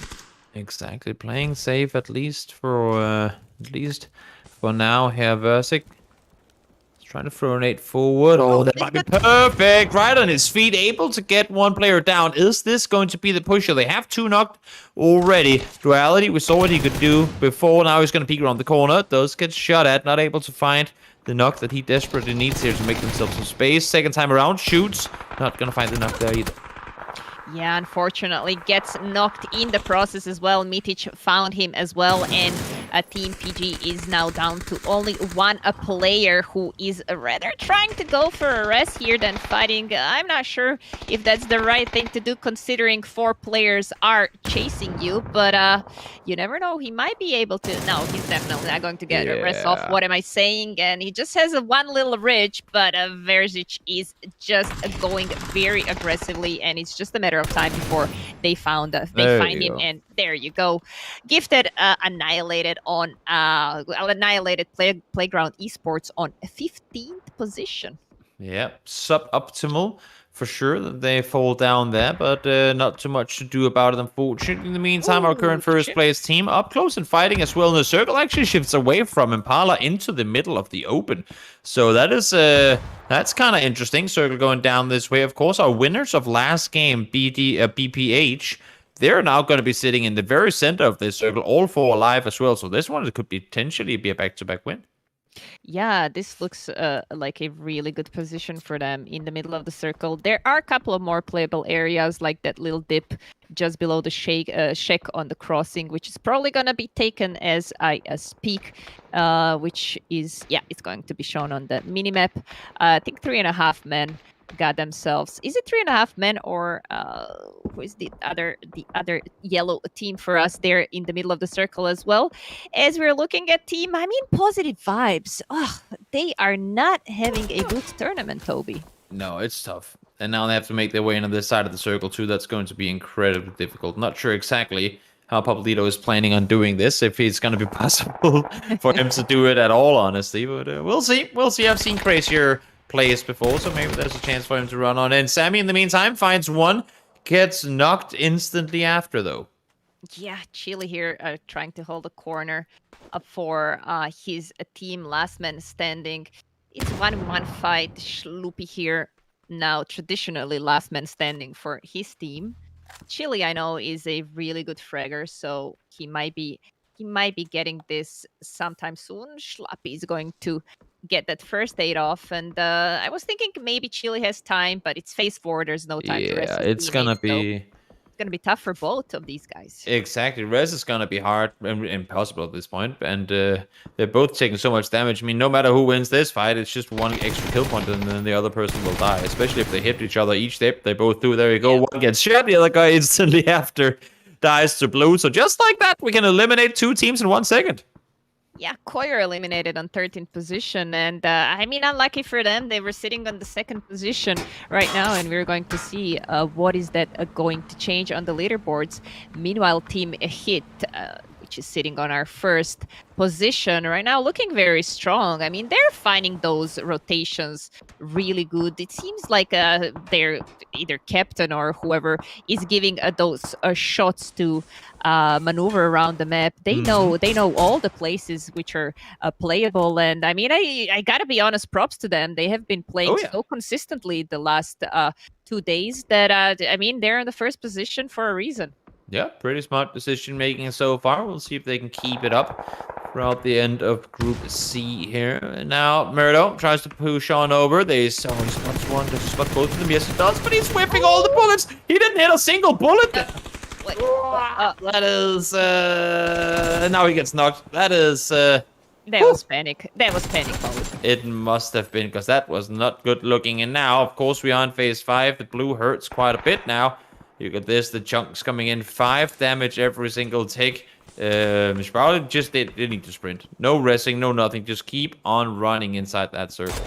Yeah, they're gonna have to go there ASAP, but this was really unfortunate fight. I mean, I have seen it all, but this had to be a biggest whiff of the tournament, because I would want to be in his position right now, but it is what it is. Spalin is going to try and find their way towards the safe, as you said, but I mean, when I look at the map, what is there to play? They're going to have to push the team that is holding that little shack around the main road. There's nothing else. There's nothing else to do unless they wrap all the way towards left, which they are doing right now, but still even more teams towards there. I mean, there is only Samato inside the compound towards the west, so maybe they'll see that there's just one player and they'll push inside the compound. We'll have to keep an eye on that. In the meantime, down towards the center of the circle, more and more teams are starting to close in on the buildings here. And of course, first place team here across the little open space are all right for now. No one can really be in position to do damage towards them. In the meantime, Synergy able to find the knock on the south side of the server. Yeah, Team Synergy is getting those kills on Team Spalin. Last man standing from Spalin, trying to do what he can, running towards the safe. He's probably gonna be able to find some little reach for himself and prone there. Meanwhile, Semado from Martin Gaming, last man standing with level 3 gear and AUG, but what can he do versus I think it's Foreman that just joined his compound. Yeah, he would need to get 4 kills. Yeah, he needs to get those 4 kills and maybe do some play with the rooftop or something. Probably gonna try to do so, but yeah, you gotta be aware that there are many people looking your way. Yep, jumps up on the rooftop, instantly shot in the back as he gets up there. And then as he comes down on the other side, we need money, able to get themselves a kill. So good kill for them. Should the next circle go that direction as well, they might actually be in a really good position to get a potential end game out of it. Yeah, potentially, but when I look at the circle, it seems like it's gonna be a tough one, right? Usually these circles rotate a little bit north of the main road. I might be wrong though. It's possible that they stay at least partially this compound in the next zone, but yeah, we're going to see about that. Couple of teams here around the compound. BPH holding the main building, obviously having the best position right now, but as the circle shifts, it's looking even better for them right now. Oh yeah, this is gonna be tough for everyone else making their way across here, no doubt about it. It's not gonna be an easy transition whatsoever. Ali is well trying to stay put for now, but how do you get out if you're on the south side? They're just waiting for SAF on the other side to make a play. Makes perfect sense. They know they have to make the way into the circle, and now they see them as well. Yeah, they're seeing Team SAF behind their backs. And I mean, this position is really good. They chose before, but they had to be aware that there's going to be a team behind them. And meanwhile, Expelled just eliminated open a field. And it was an amazing play, to be honest. Like they could have expected someone is going to push there, but as I'm speaking, there is yet another team pushing that little dip below the shack, and it's just a matter of time before Expelled gets in. A lot of problems creator here, last man standing, and he's going to try and do whatever he can. Maybe gets help from team in the compound who's going to shoot at the guys crossing the road, but however, it does not look too well for him. Meanwhile, Team Hit started fighting Team Synergy. Yep, everyone is fighting each other right now, or at least it looks that way, except for just a few players that are trying to stay safe on the other side. Nades being thrown in all different directions. This is really, really tough. Everyone, I feel like, at the same time as well, is starting to take casualties too. Malky, oh, he almost had it, but once again, it's Noik out there doing damage. I mean, you know, if when you go against Novik, you know what you're up against. So he tried, but Novik definitely got an amazing knock, and he's going to try and, I guess, put some more pressure on it, as we are having one more team, though. I'm looking at the minimap right now, so we have Team GG and Team Hit just outside the compounds as well. So there's going to be a lot of action there, but before that, Creator still last man standing, but not for long, as he gets eliminated. His team gets eliminated, and on the 7th position, he got shot in the back by Team BPH, as I suspected earlier on, and at least that bought a little bit more space for one team that stayed in that little dip. They're going to be able to get the rest off, but they're getting shot at, and they're going to have some nasty time trying to get into that little dip from the shack. Yep, that's not gonna be easy, that's for sure. Coyote trying to back off now, realizes he does not want to be part of all of the action on the other side, at least not yet, or if it has to be, then it has to be under his own terms. Nate is good, throws one forward. Malky is looking forward to see if he can maybe try and get something off of it. They're trying to wrap around, but you can see they always have to be aware of the windows of the building. You cannot leave yourself visible to more teams. Mercury able to get one. Oh, Taxis actually peeks in front, goes down, able to find a second instantly after. He's all on his own with just 21 HP. Yeah, Roy's trying to get that arrest, that first aid off, and I mean, we're looking at a really good teams here, because we're talking about Team GG, which did not get chicken dinner yet, but they're sitting on a very strong 3rd position. Majority of those points are made of the kills, so obviously team that can do some nasty damage frag-wise. Meanwhile, Team Hit, oh, there's a lot of people on fire right now. Oy, yo, yo. Yep. Noik able to throw a molly out, gets himself the double there. Fortunate. Now he's throwing a smoke. I don't know if that was intended to be in that, like, upstairs by himself. Maybe he wanted to isolate an angle so he could peek out the other window. Or maybe it was supposed to go out the window, but unfortunately it didn't. 700 ping. What? Yeah, well, maybe that's what's going on. Maybe that's what's going on. It does work, though. He's going to throw himself a smoke, try and look outward and see what he can see. I mean, BBH, they've been chilling in this compound pretty much the entire game. They were in a split 2-2 with Impala as well. Then the circle went down into the field. They went down here, and they've been holding off really, really strong ever since. Now, okay, you know what? Second time it throws that. Now it's got to be on purpose. And this is the exact reason that I just said. He wanted to be able to have his back safe when he's peeking in the other direction. Yeah, definitely smart play by him, and we did suspect it might be the wrong one, but I mean, you don't make a mistake with 2 smokes, right? GG down to only 1 player, and I mean, Verzic, he does have a car, but I feel like his future is not too bright in this lobby unless he completely wraps it up on another side.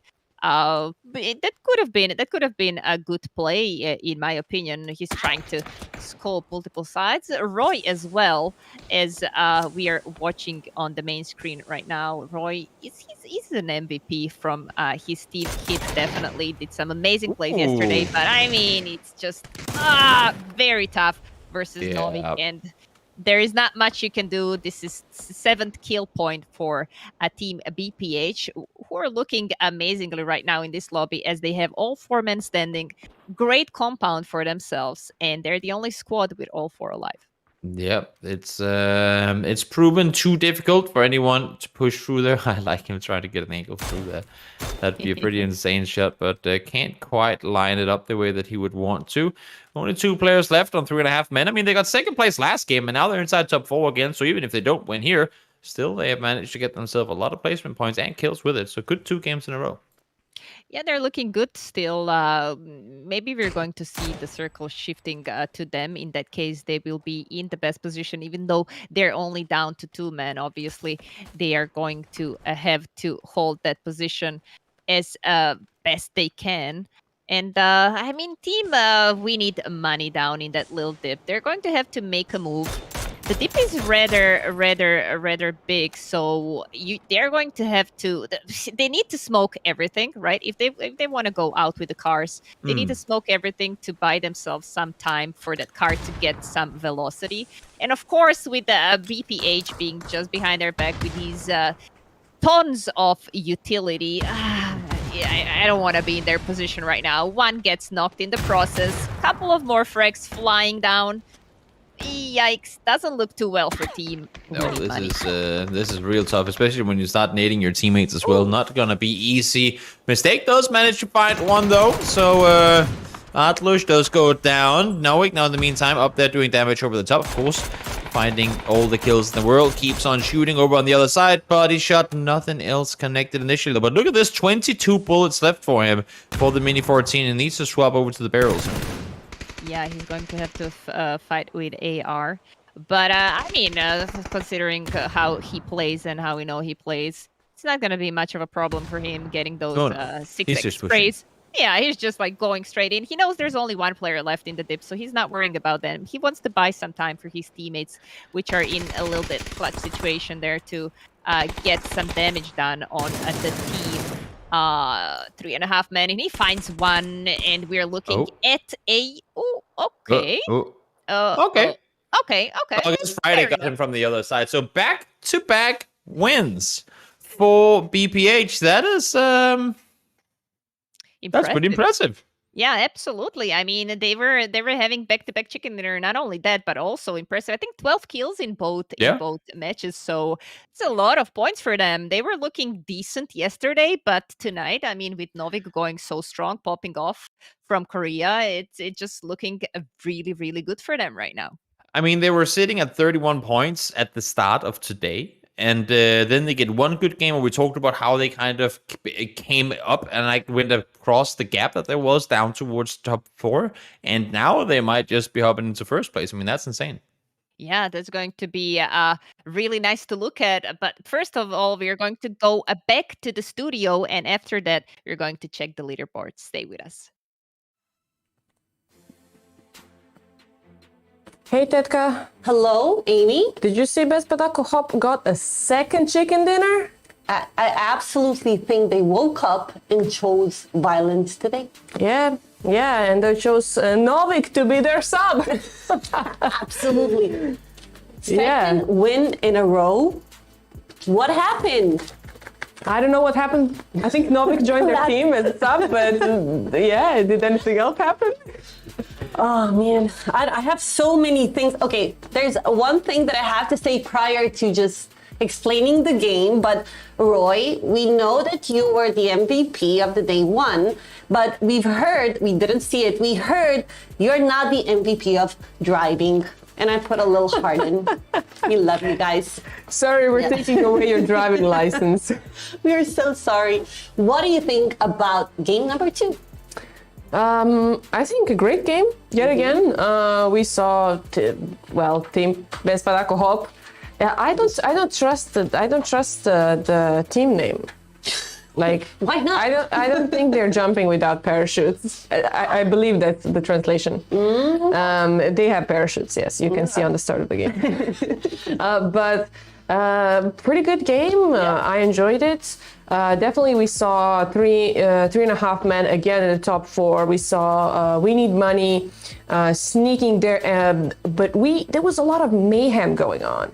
Did you see that? Yes, we had that one moment on the open where, I don't know, Expelled killed one of the teams and then got destroyed by We Need Money, but that was actually phenomenal. I wrote here that Koyer are not having a good day. This is a number 1 place team from the day 1 or number 2. One of those, but they're not having a good game. But on the other hand, Team Hit are pretty consistent. Yeah, they're pretty consistent. They're They're just also I gotta say, Team Bez Padako Hop were kind of like they got that middle of the circle. They stayed in it. Team Hit as well. Sort of like they were passive. They kind of got it was a little bit of a tough position for them, and I believe they lost 2 or 3 players. Yeah, unfortunate, but still, I'd say pretty solid performance. Absolutely, absolutely. And I think we thought it was going to be Paraíso again, but it was went pretty to, close. yes, it went to a little bit on Impala. And it was a great game too. I think it was action-packed. I think I know who's going to get MVP today. Who? I can't say, but I think everybody else knows. Everybody in chat, type who you think is going to be the MVP of the day today. Okay, winky face. But it's not just the players who get MVP, it's also the viewers. That's right, you guys. You guys get to be MVPs of the day. And how do you do that? You go to www.samsungodysseymasters.com, find the pick'em, enter your picks in there, and of course, 10 luckiest winners who guess right are going to get a voucher of 50 euros for PaySafe card. So thank you, PaySafe, our partner, for providing this for the giveaway. Yes. And I'm going to tell you how it works. You actually get a PaySafe card prepaid code. You can get it anywhere that it's convenient for you, grocery store, petrol station, and you can use it as a voucher to pay online. It's quick, it's easy, it's direct. You don't need a bank, you don't need a credit card, none of it. You need a 16-digit code. You enter it and you're ready to go. You're ready to roll. But you're ready to roll also if you have a free account. So that's the cool part. You don't have to get a prepaid code and then, use it. You can also create an account and then store multiple codes on your account. All you need to do is go to PaySafe Card website, get a username, so you sign up, get a username, get a password, and then you can use it at all the platforms where PaySafe Card is allowed to use. You have full cost control and you're completely worry-free. Absolutely. And follow Good Game Global on social media to find out where pick'ems are going to be open. And I think it's time for game number 3. Sansen, Toby, we are ready.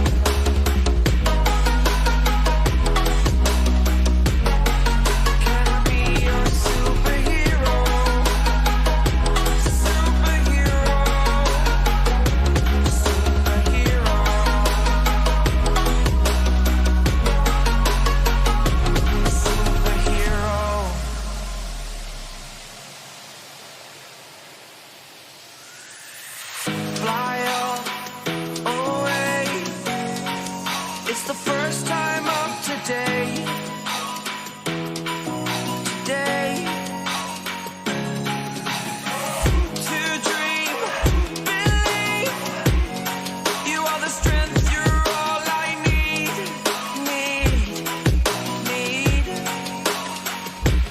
Oh, gonna give it a shot. Only one of me to shield you all from the enemy. You're a superhero. You're a superhero.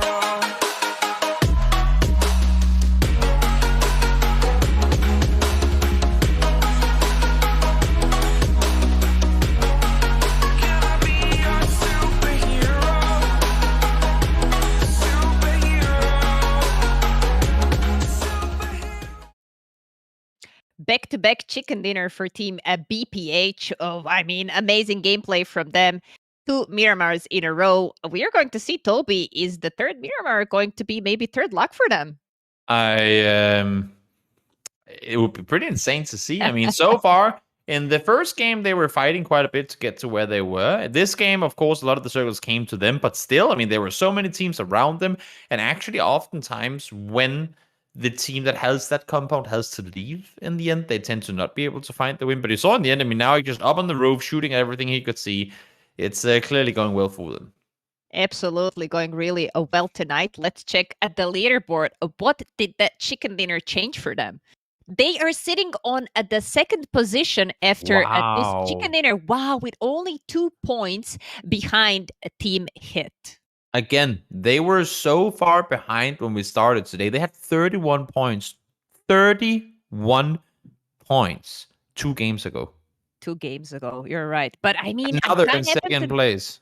Yeah, but Toby, I can't happen to notice. Look at Team Gifted sitting on the third position with the same amount of points and no chicken dinners wins. yet. Yep, that is insane. I mean, they also, of course, has been able to get into late game quite a bit, and they just overall their placements has been absolutely phenomenal.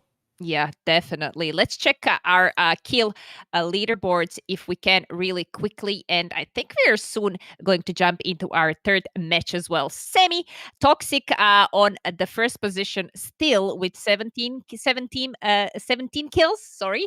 Adluy on the second position, 16 kills for him. And Scythe respective 15 kills for him. So looking pretty good for now. I mean, all of those teams are showing great fragging capabilities. And it's nice to see so much variety in which teams are represented. Here we have 4 different teams out of 5. Actually, no, all 5 teams are different. 5 teams, yeah. All 5 teams different, whereas in Group B, it was the same 2 teams who were in the top the whole time. Yeah, definitely. I mean, it's just what we talked about earlier on, and I mean, all these teams that we are seeing here, they're not one of the first teams on the leaderboard. So definitely, they need to capitalize on that damage done. One thing is damage done, but a completely another thing is getting that secured kill for your team. Exactly. It's in the end, it's all that matters. Damage doesn't really grant you any points. You need to go out and get the kills no matter how much damage you do. Of course, it's still impressive to see that some teams and some players can go out and do as insanely much damage as they're doing here, though. Yeah, talking about that, let's hop into our third match of the night. We're talking about last Miramar, obviously. After that, 2 more Erangels. And I mean, I said it earlier on, why not seeing back-to-back chicken dinner from a BPH? That would be an amazing. We still didn't have it in this tournament, but there's a first for everything, right, Toby? There sure is. Naoik, so far the hero of today. I mean, I don't want to take any credit away for the rest of the BPH players, because I mean, it's not PUBG is by no means a one-player game.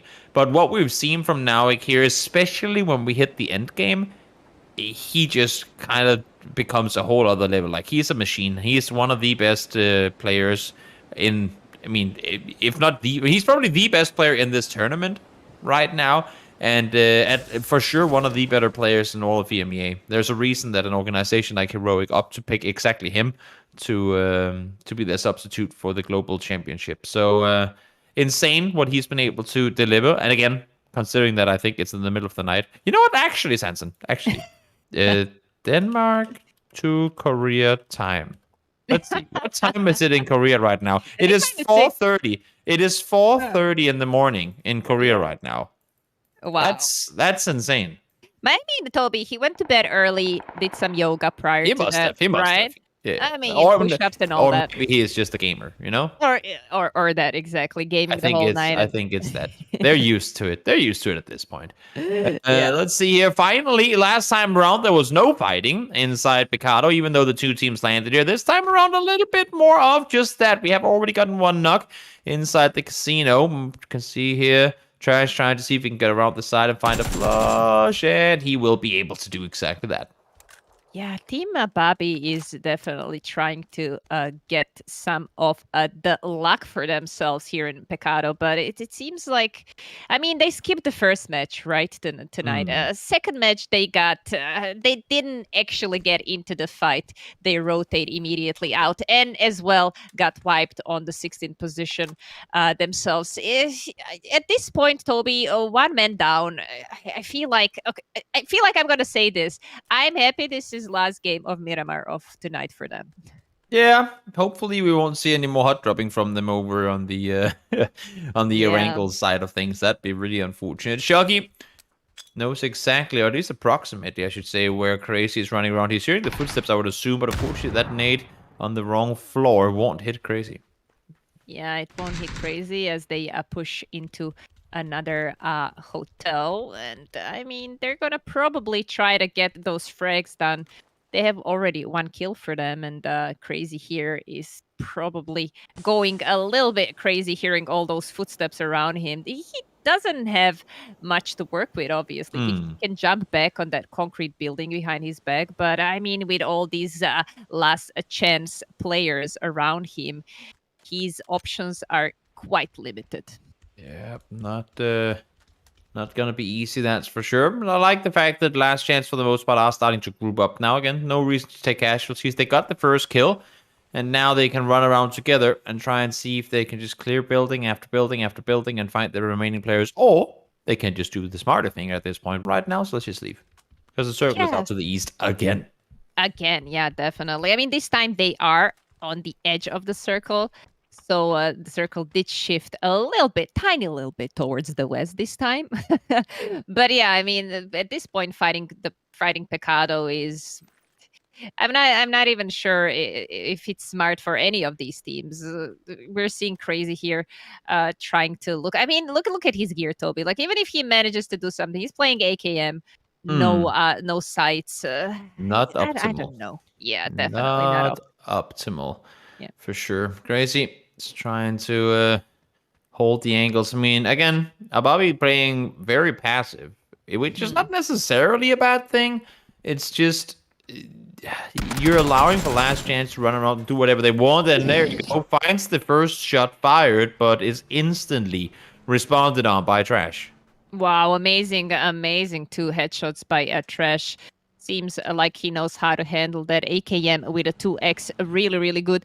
Kamilica here, aka Chamomile, is going to try and make a difference for his team as Softic here trying to land those shots down. I mean, playing sniper at this point with this little, we called it feature, with the leaning going approximately 300% faster than it's supposed to.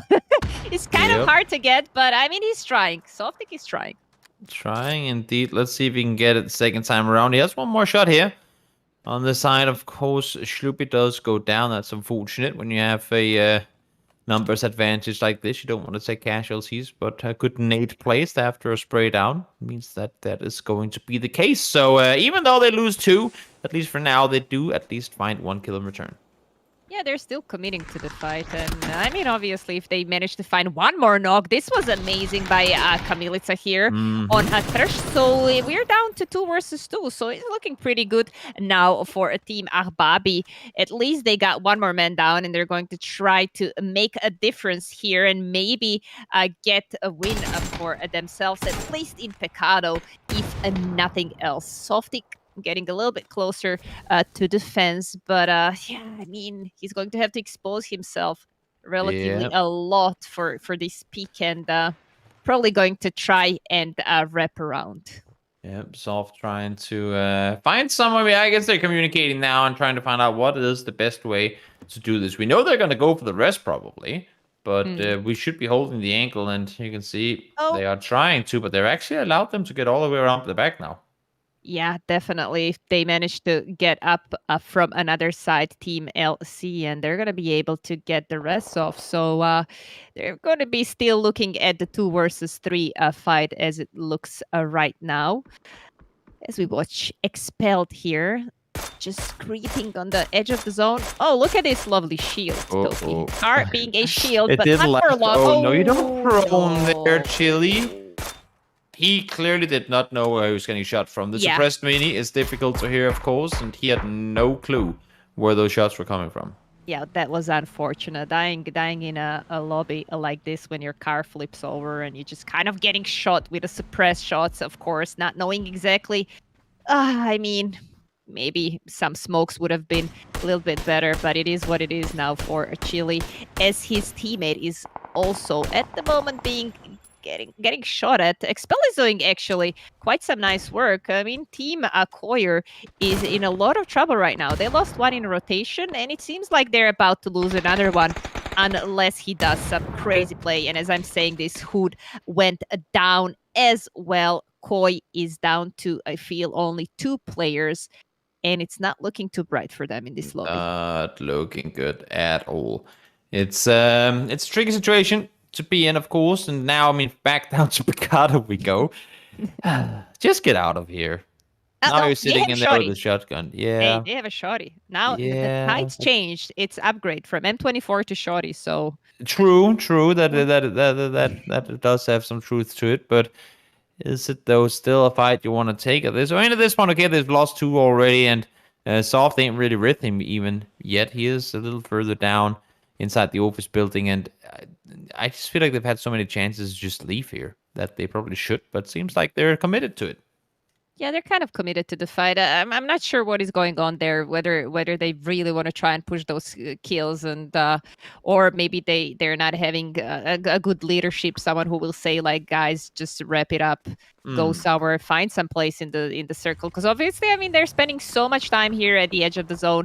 None of these teams are going to have some great time with it later on. All the good positions are already, if we look at the minimap, a lot of good positions are already taken, and they're going to be guys who are like, let's say, late to the party, even if they all manage to get out of the Picado, and it's never good to be the last one and picking what's left from the compounds which you can take. Meanwhile, Ragnar here managed somehow to find... survives that. Yeah, it was he's gonna go prone, that's right, and chill a little bit because that was tough. Yeah, long rotation vehicle down to low HP as well, and as you can see here on the circle, new one is just about to pop. Only have 35 seconds to go until we'll know where Circle 2 is going to take us. But most teams, almost everyone actually, has made their way inside the circle. We only need the last few players from Last Chance. Yeah, the last few players, and they are finally in the car as we speak. They left Picado, and they're going to try to find a new place in the safe. Bandy here from Expelled. Getting some nice shots. I mean, Team Koyer just cannot get a breather, right? It's the last 2 men from that squad, and they are being harassed by the rest of Expelled team. Circle. Ooh, hot shift towards the west. Ooh. That's going to be an interesting one. We're headed in between La Vendita and Minas Generales. That's not a whole lot of playable area, but one team that I do see over there is Positive Vibes. They have had a tough tournament so far. And now they're sitting in the center of the circle, so let's hope to see them get a good game. Yeah, they're a little bit spread, I see. A couple of 100 meters away from each other. They're going to have to, at some point, pick a place for them to play. Meanwhile, one of the Expelled guys have been knocked foreign here, trying to make the push. And, well, at least get 1 kill back for his team. They have been getting a lot of beating from Expelled team, so this is a little bit of a revenge. I think he's going to be able to just confirm this kill. Yep. We'll see if he's going to get it for free. Yep, there you go. And as you said, I mean, vehicle for free there as well. The snail trail is there. Vancy was not going to let him have an easy time after he found him there. Yeah, definitely. Oh, look at the minimap. At least our team from Picado, LC, they managed to get themselves a really nice position in the middle of the circle. I was actually surprised that I've seen Graveyard completely empty until now. But I feel like they're going towards there, or just gonna Yeah. stay on the compound a little bit south from there. Specs here I'll be from very Spaulin. surprised. Yeah. Spaulin trying to see what they can, because they're just sitting outside of the circle, obviously all the way on the southeastern side. They're going to have to find their way through, and maybe they want to get some knocks in the process, but I feel like they're just gonna sit in the cars and find the safest rotation for them. Yeah, Team it's not Hit going to down be to 3. easy. Yeah, they Yeah. lose one now as well. That's unfortunate, of course, to lose a player that early on in rotation. But again, I mean, Koya able to find kill number 2. They've even lost a player early, alongside with it seems like having someone DC. So tough for them to be only 2 alive this early on. But at least, I mean, despite that it's a game that's probably not gone their way, and it hasn't, and probably won't keep on doing that either. It's still a 2-point game so far, and hopefully for them they can find something more. Yeah. I mean, they're sitting there. It's important for them to stay in the top 2, obviously, right? Because you're getting directly into the finals, and it means a lot. So, the unfortunate scenario where you have to continue playing in the lobby with only like 2 players, or someone not connecting, it's always a very bitter feeling. But I mean, they have been playing okay even with 2 players, so maybe if they find some good spot for themselves, they're sitting on the north side of the circle all the way, so potentially they can find some place for themselves. They have a lot to work with because there's not a lot of teams on the very north of the circle. There's still huge mountains, so maybe they get a good position and try to make a difference from there. Meanwhile, Spaulin finding their way into the edge of the circle as the team that was holding them set in the car and move more forward. I think it was a team synergy that led them get into the circle a little bit closer. Oi! Finally, we have the last team joining us. Welcome to the circle, guys. Everyone is now here, so let's see where the next circle is going to take us. There are still some areas that will be shifted out come phase 4. This one, though, down towards the south, and we are leaving the mountain completely. So now, if you're positive vibes and you're sitting in the middle, you have to decide which of these spots do we want to play from, because I don't think it will be a smart idea to still maintain this 2-way split. Yeah, at this point, sitting with 2 men split would be a very, very crazy idea. I mean, at this, I have seen some super pro teams doing that still, but it's a long shot, Toby. There's still so many people, 56 people alive, all 16 teams up, and it's just a matter of time before one of these compounds get crashed. So you would have to think so. I'm surprised that they haven't left yet, honestly. It's I mean, there is still the concretes available, so maybe that's going to be where the first team will go, but still, I mean, sitting this split right now is I don't like it. Very risky play. Get those nice shots. Someone took out Frying Pan. I don't know if you noticed there, like for maximum protection. Flying shield. But hey, he didn't get shot at, so, you know, who knows? Yeah, maybe it worked. Maybe it helped. Maybe it worked. Oh, yeah, the panic. Micah here getting knocked in the process. Gifted down to 3 men as they are in a rotation, trying to find their place and spot. I feel like Micah got knocked in a okay position. He might be getting help or not at this point. Maybe he's going to be left behind as his teammate go into the concrete building that you talked about earlier. Good spot for them. I mean, Team GG, they want that chicken dinner, Toby. They really want that chicken dinner. Oh, yeah. They want to get back straight up to the top of the leaderboard and get in there. I mean, they are only 2 points behind first place, so now that they got a good position in the center of the circle, that's just going to make things even better. Duffy, in the meantime, trying to see if he can find a knock towards one of the OAO players. Not going to happen first time round. I mean, flush, I should say, but Ooh, that was a little bit of a delay for me. Shot. Yeah, I was going to say it looked like a headshot connected and then registered as body shot. I don't know, but it clearly worked out for him. Nice shooting from Duffy. Yeah, very nice shooting. However, he's not going to be able to confirm that just yet, but his teammates set in the car. They're going to crash the compound as we speak, or get at least a little bit closer to try and put the pressure on. Sabno is here trying to make a little drive-by, but he's not spotting anyone yet. One player just behind the rock. He did not hear him. That's very, very unfortunate. But Sandman here managed to... Oh, I thought he was going to get a knock there, but he gets knocked in the process. Duffy here as well with his teammate Mistake getting that kill. And the team in the compound is down to 2 men. Unfortunate.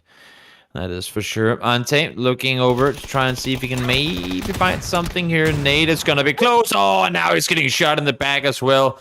Really unfortunate timing there. Thought he was going to be safe, but look who does manage to get him with the nade. So now there's 2 knock players on their side. And actually now Samato from up over the top will try and see if he can get a third party in on it. And does manage to succeed, but can't quite find the knock. Yeah, it's kind of hard at this distance with a 3x, to be honest. But I mean, he's trying what he can, obviously. Team Oyo still alive in that compound, only down to 1 man. So it's just going to be a matter of time before this fight is over.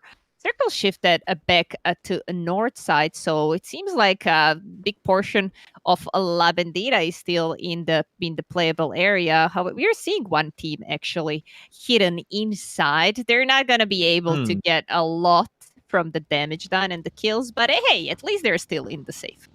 I'm still looking towards positive vibes and seeing them not rotate to each other.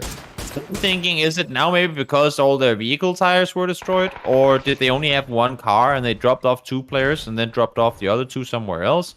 I'm not sure, but at this point, we're reaching a point where it's a little too crazy. Now, there's so many teams that have to get into the circle, and I would strongly assume that somebody's going to push up on this. In the meantime, 3.5 men, they do manage to win the fight, but of course, they do also take casualties in the meantime. Yeah, Spaulin is holding them from the ridges just above them. Spaulin have all 4 men alive, so they're going to be putting a lot of pressure right now to 3.5 men.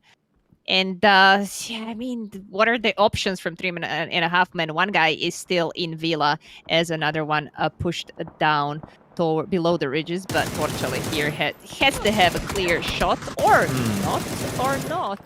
Toby, he whiffed a little bit, so he's now in trouble himself, and he's about to get knocked in the process. Yeah. 3.5 men back to... Yeah. Unfortunato. Not a whole lot more to do there, unfortunately. Duffy, in the meantime, he's not whiffing anything. He has been hitting shots all game long, and there you go. Gets himself 1 more knock. There will be kill number 5 for him on this. I was just going to say, unless if someone steals it. And City did exactly that. Now 3.5 men have lower ground. They managed to get 2 kills off from a Spaulin team, so we're looking at a 2v2 fight. However, Spaulin has higher ground, and it's highly unlikely unless Duffy goes completely wild and gets this 1 versus 2. Meanwhile, Army shooting at 3.5 men from the back. We're only down to Duffy at this point, and is he going to be able to make a difference? He's alone versus 2 guys from Spaulin, trying to do what he can with throwables. However, Yuki managed to do some damage on him. The Lala got knocked in the process, and I mean, it's still looking... No, it's not looking good for 3.5 men. Duffy got killed in the process, and we are leaving this team behind on 12th position. Out he goes. Not a whole lot more to do about it, and once more, Circle goes up now to a point where 2 of the positive 5 players are not even inside the circle any longer, and they're still not leaving the compound. At this point, I just don't know what's going on. Well, Toby, I gotta be honest. They are sitting on the 16th position in this lobby, right? So, I mean, probably in the past as well, some of their decisions were questionable as well. So, yeah. I guess this could be one of those as well. But, I mean, if they do not rotate now, I don't know when they will. And they're gonna be definitely down to only 2 players. It's just a matter of time. But, hey, before we talk about that, we still have a couple of teams that need to rotate towards the safe. La Bandera is now almost all outside of the zone, and we're just... Oh, yeah, Pabito got knocked in the process from Team Positive Vibes, and you're right. They're going to get into a lot of trouble very soon. So confused. So confused by why they haven't grouped up. It must be because, as we talked about, it must be because that they don't have their vehicles or something, so they couldn't really make the transition. Now, City spotted 1, went for the molly, went for the nade as well, and the nade is going to do the damage for him. Last chance out in 9th place as we make our way into the placement points. A very nice play here from a team MG. As they're only down to 2 players, but they can make a lot of difference. We have seen them fragging a really good. Oh, I apologize. They're not down to 2 players. There was one more a player on the flank, so they're looking pretty strong there on the edge of the circle. And potentially, I mean, looking at their position, they're going to be the ones who are crashing positive vibes really soon. And Spaul in here on another side is fighting another duo from at this point there are 2 duos, right? Positive vibes. Duo on one side and duo on another side, but they're doing what they can. Obviously, 2 versus 2 right now versus Team Spaulin, and this looked decent, but not good enough as Yuki found a Hara and is going to get that heal off and going to try another person from Positive Vibes. They're probably also trying to figure out how many players are in this compound. Yeah, there are 2 players playing this one together. Now they're throwing flashbangs, not making a play on it. The person that peeked before peeked alone. It's just, I mean, they're committing to the rest. I like this idea. Go for the rest, see if you can get yourself reset. But clearly some communication issues on this team. Now they get both taken down to a nade. Yep, that's Unfortunate. not. But they were the expected, team right? with the very best position in the entire game, and now I don't know what they're doing out in the open there. Now they're pushing out to try and aggress. They have to run back in the compound. They had the best position in the entire game, and they have 0 kills. Yeah, unfortunate for them. They had overview of a lot of playable area, and it's quite remarkable at this point to have 0 kills in this situation with having such a premium position. Meanwhile, Martin Gaming is just behind their back as we speak, and looking at the BPH going strong. We haven't seen them yet at this lobby. 4 kills, and all 4 men standing. Oh, let's see. All 4 standing, I think, is the most important part of that situation because they are a little stuck out towards the east side. They have to deal with we need money, and then they can maybe push on forward. But I like the way they're playing this. They're playing it slow, but they're at the same time trying to take control as they move on forward. Shots fired, Papalito. No! You can't miss those. Why are they even pushing out to begin with? You're inside the circle, guys, and now they're going to die because of it. Yeah, Toby, this is very unfortunate a scenario. I mean, one guy got down. We're only down to worst support player who is going to try to make a difference there. But this play, they heard vehicles rotated behind their back, right? And I mean, yes, it's a noble try that they pushed out, but at this point, you just don't do that, right? You just don't do that. You're down to 2 men. You have been hiding in the compound for so long. You can just chill there for a little longer. I mean, this fight is inevitable. It's going to be inevitable at some point, but it's not you who have to push out of the compound. So, yeah, unfortunate, and definite misplay, but it is what it is for them. BPH here. Robak got knocked. Oh, the Robak, that's his 3rd knock, I think. He's bleeding out super fast. Yep. But goes down quickly. Yeah, they have little playable area here so for now. And everybody's playing just the edge of the circle. I mean, what is there to play, Toby? Everything else is just open field, and it's, whoever rotates first is going to be in a lot of trouble. Oh, yeah. Not a whole lot to do right now, that is for sure. Let's see. Martin trying to spot something. As it is up there with him, looking, and now Nawik again. I mean, very talented guy, always becomes active here in the late game situations, and he's doing no different. Here, once again, active out there, getting kills. Yeah, a lot of good plays coming from him. Obviously, we expect nothing else. But as well, Martin Gaming here with 7 kills. They're doing a lot of work with who are only down to 2 men. Still have a pretty good position. And right now, I feel like team We Need Money is about to be in a lot of trouble as they are out of cover in very, very soon. BPH obviously thirsty for more kills. They have a decent position still, and they're going to be playing very slow, I think, all of them, because they're sitting on the side of the circle, which is going to close the slowest. And here, Side's trying to get those shots done between armpits of his teammate, I guess. No one right now is inside the circle. Not a single player is actually inside the next circle. That's kind of interesting, but it also just goes to show that this next circle is absolutely terrible. There is really not a whole lot you can play in it, unless you have a car that you can maybe hide behind. I mean, that really is all the cover you're going to get. Fortunately, you can see here MyTech has 5 smokes. I mean, this is a pretty decent position from them. The issue is they have the furthest to run. And I don't think at this point that they want to take any cars.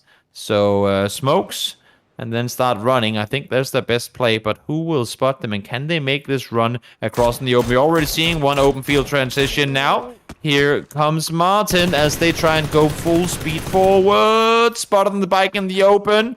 Joel almost gets the one down, but not going to happen. Yikes, side down literally to 10 HP, and he's gonna manage to heal there. Oh no, Kobe just directly on his head, as I said, and Martin Gaming here in a lot of trouble right now. They might have rotated a bit too soon, in my opinion. This was a decent spot, but I mean, with all the players sitting at the edge of the circle, no one really wanting to go in, there's nowhere to go, to be honest. And the team, of course, you gotta expect the team that is going to rotate first is going to kind of die first, which we just saw. Martin Gaming eliminated on the 5th position, and we're down to 4 teams. It's a very tough position to be in, no doubt about it. We'll see now. Once again, of course, when we're looking at a potential 3 wins in a row for BPH, that would be absolutely insane. GG, of course, with a good chance to get something here as well. Rage trying to get the final player down for positive vibes. Oof. Not happened just yet. The nades are getting real close, so 27 damage done with that one as well. He's getting shot at from all different kinds of angles. They're using a lot of utility to try and get him down, and I don't think Worst Up is going to do anything else in this game. That nade is going to be close. Not going to be enough, though. He is still alive, and now Blue is going to kill him. Yeah, that was just... I'm not going to lie.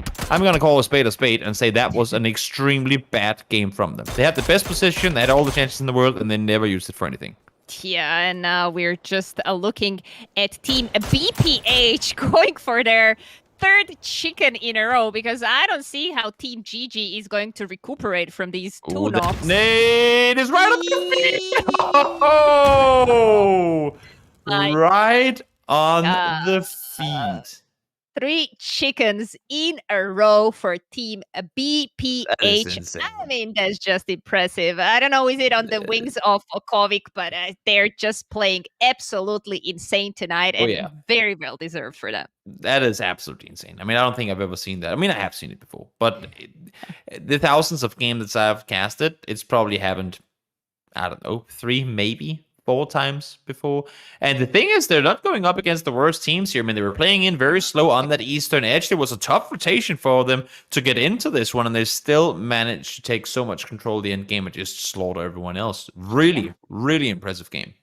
Yeah, definitely, because they especially played really slow and collected in the very last moments, because they saw how the circle is bad for everybody. And they were like, you know, we're going to risk it. We're going to stay. We're literally going to be anchors for everybody. And we're just going to play the outer side of the circle as long as we can.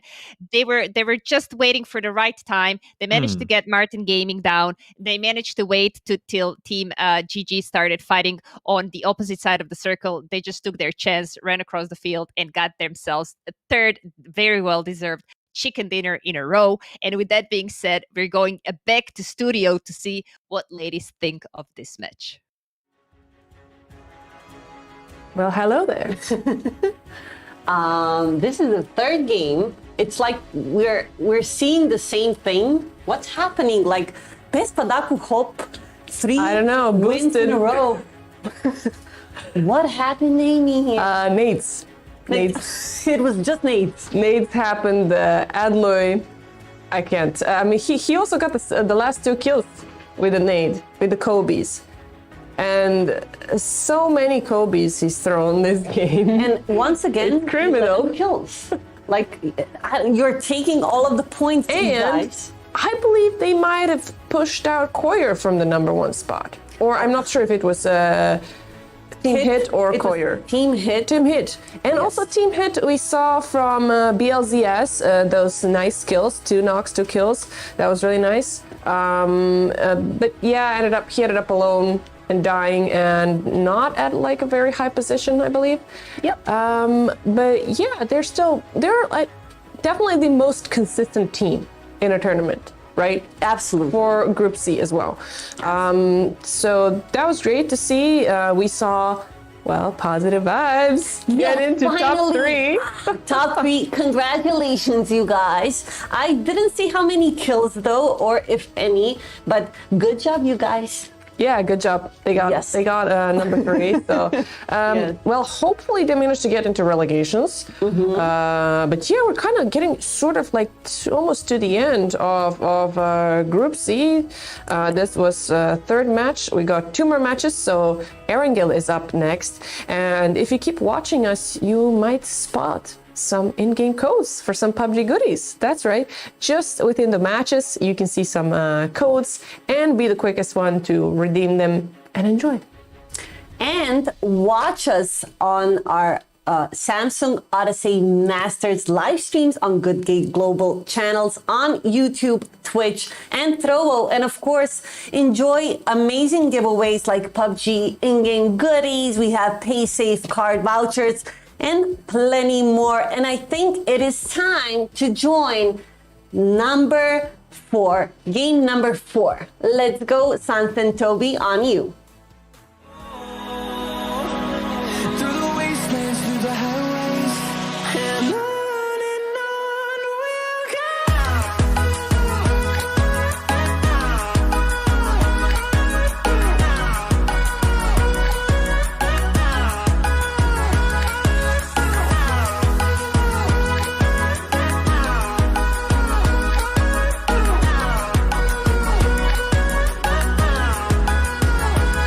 And we'll grow in number, fueled by them to see the horizon, turn us to thousands. And we'll grow in number, fueled by them to see the horizon, turn us to thousands. And on we'll go. Through the wastelands, through the highways, till my shadow turns to sun rays. And on we'll go. Through the wastelands, through the highways, and on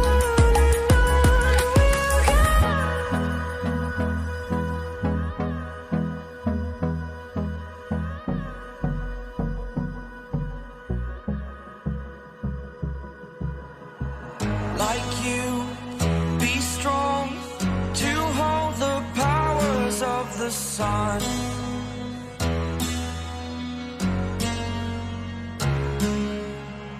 To dream, believe in strength. Now I'm the only one, only one.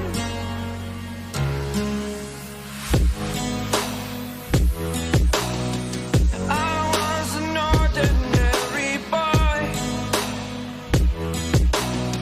until I broke the rules. My life destroyed, a life destroyed.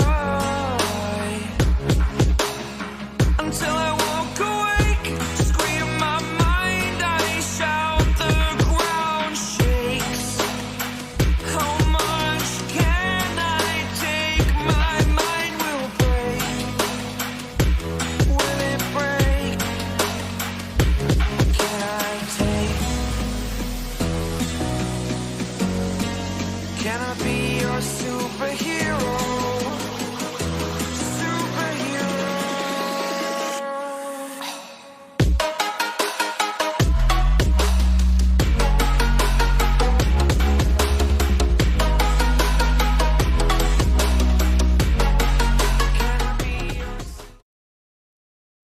Back to back chicken dinner for team BPH. Amazing performance by them tonight. And let's check the leaderboard to see what's changed for them. Oof. That is Toby? insane. That is absolutely insane. They get 60 points in 3 games. I mean, that's actually it's 65 points in just 3 matches. That is pretty freaking wild, to say the very least. Absolute domination by them on Miramar tonight. 96 points in total, holding the first position as we're going into the last 2 match of this group. Gifted on the second position, 84 points. Still no chicken dinner for them. So, I True. mean, if they continue with these many frags and constantly good gameplay, they have pretty solid chance to get directly into the finals. Oh, yeah. And we only have 2 more games left. And remember that the 8th place team in Group B had, I think it was 58 points. Let me just double check. Yes, 58 points. So right now it's looking pretty good for We're Not Toxic, because I don't think the 8th place is going to end that high after this is said and done. But of course, we have to wait and see. Last Chance are the ones currently sitting there. Can they average, what would that be, 9 points per game over the next 2 games? It's not impossible. We've seen some good things from Last Chance, but it's not guaranteed yet either. Yeah, definitely. I mean, Last Chance has been, they have been fighting early fight, right? Hodrop in Pecado twice. Actually, yeah, twice tonight. And I mean, we're going to see what's going to happen for them in Erangel. As you said, they're sitting on 40 points, right? So potentially like one really good game, Toby, right? One really good game can get them even into a top 6 positions. So we can just hope for them that they're going to find some nice spot for themselves to loot in Erangel and see what happens. Let's check the kills really quickly before we jump into the next match. Let's see, indeed. Atlush, of course, he got the final 2 kills of the previous game. So those are actually going to be the 2 kills that's going to get him up and separated from Shitty here. It's pretty impressive. Again, now we do have 2 of the same team on the top. So pretty impressive to see. And then still on the top is Mistake. He's over 800 damage ahead of everyone else. Yeah, amazing performance by him tonight. I mean, we can just see 3.5 men have been doing a really good tonight. They have been constant. We have been seeing them in couple of fights where it was just maybe unlucky positioning for them or something. Yeah. But I mean, we can see definitely they have been fragging, Toby. Oh yeah, no doubt about it. They've been playing extremely well. It's been pretty wild to follow, to be honest. Pretty interesting to see how things have evolved over the course of these 3 games. Let's hop into our first Erangel of the night and hopefully see maybe some crazy circles for us. I mean, yesterday we had Toby couple of island circles, and it was actually quite crazy. I think it was 2 out of 3 circles ending on island, and it was just kind of, for a lot of these teams, some crazy rotations they needed to do. So let's see what happens tonight. If let's see if some of the teams are going to decide to, well, you know what, let's just jump immediately on the island and get this thing over with. Yeah, that is an option. That is an option. This plane, of course, could easily allow for a military circle. So we'll have to wait just another 45 seconds to see what that's going to be. In the meantime, I'm looking for anyone potentially hot dropping each other. And it actually seems like everyone is doing their own thing. I am looking down towards farm to the south side there. There could potentially be people kind of landing on top of each other. But other than that, it looks pretty safe.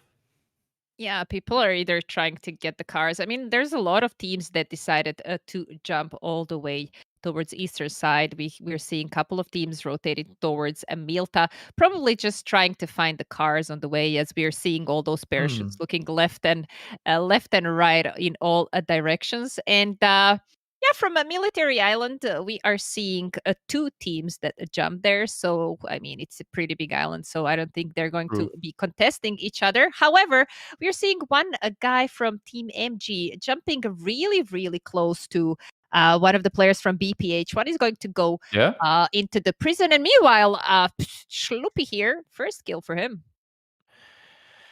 It's not easy when you start off the game with a casualty that early on. And then we were talking about down the farm side of things that there could potentially be fights. And it seems like Last Chance. I mean, they just want to hot drop everything. They hot drop on one side. Now they go on the other. Yes, they get 1 kill, but they immediately lose a player as well. And that is just not a good start. Yeah, definitely. I mean, especially landing in the same compound with the team from Koyer Esports.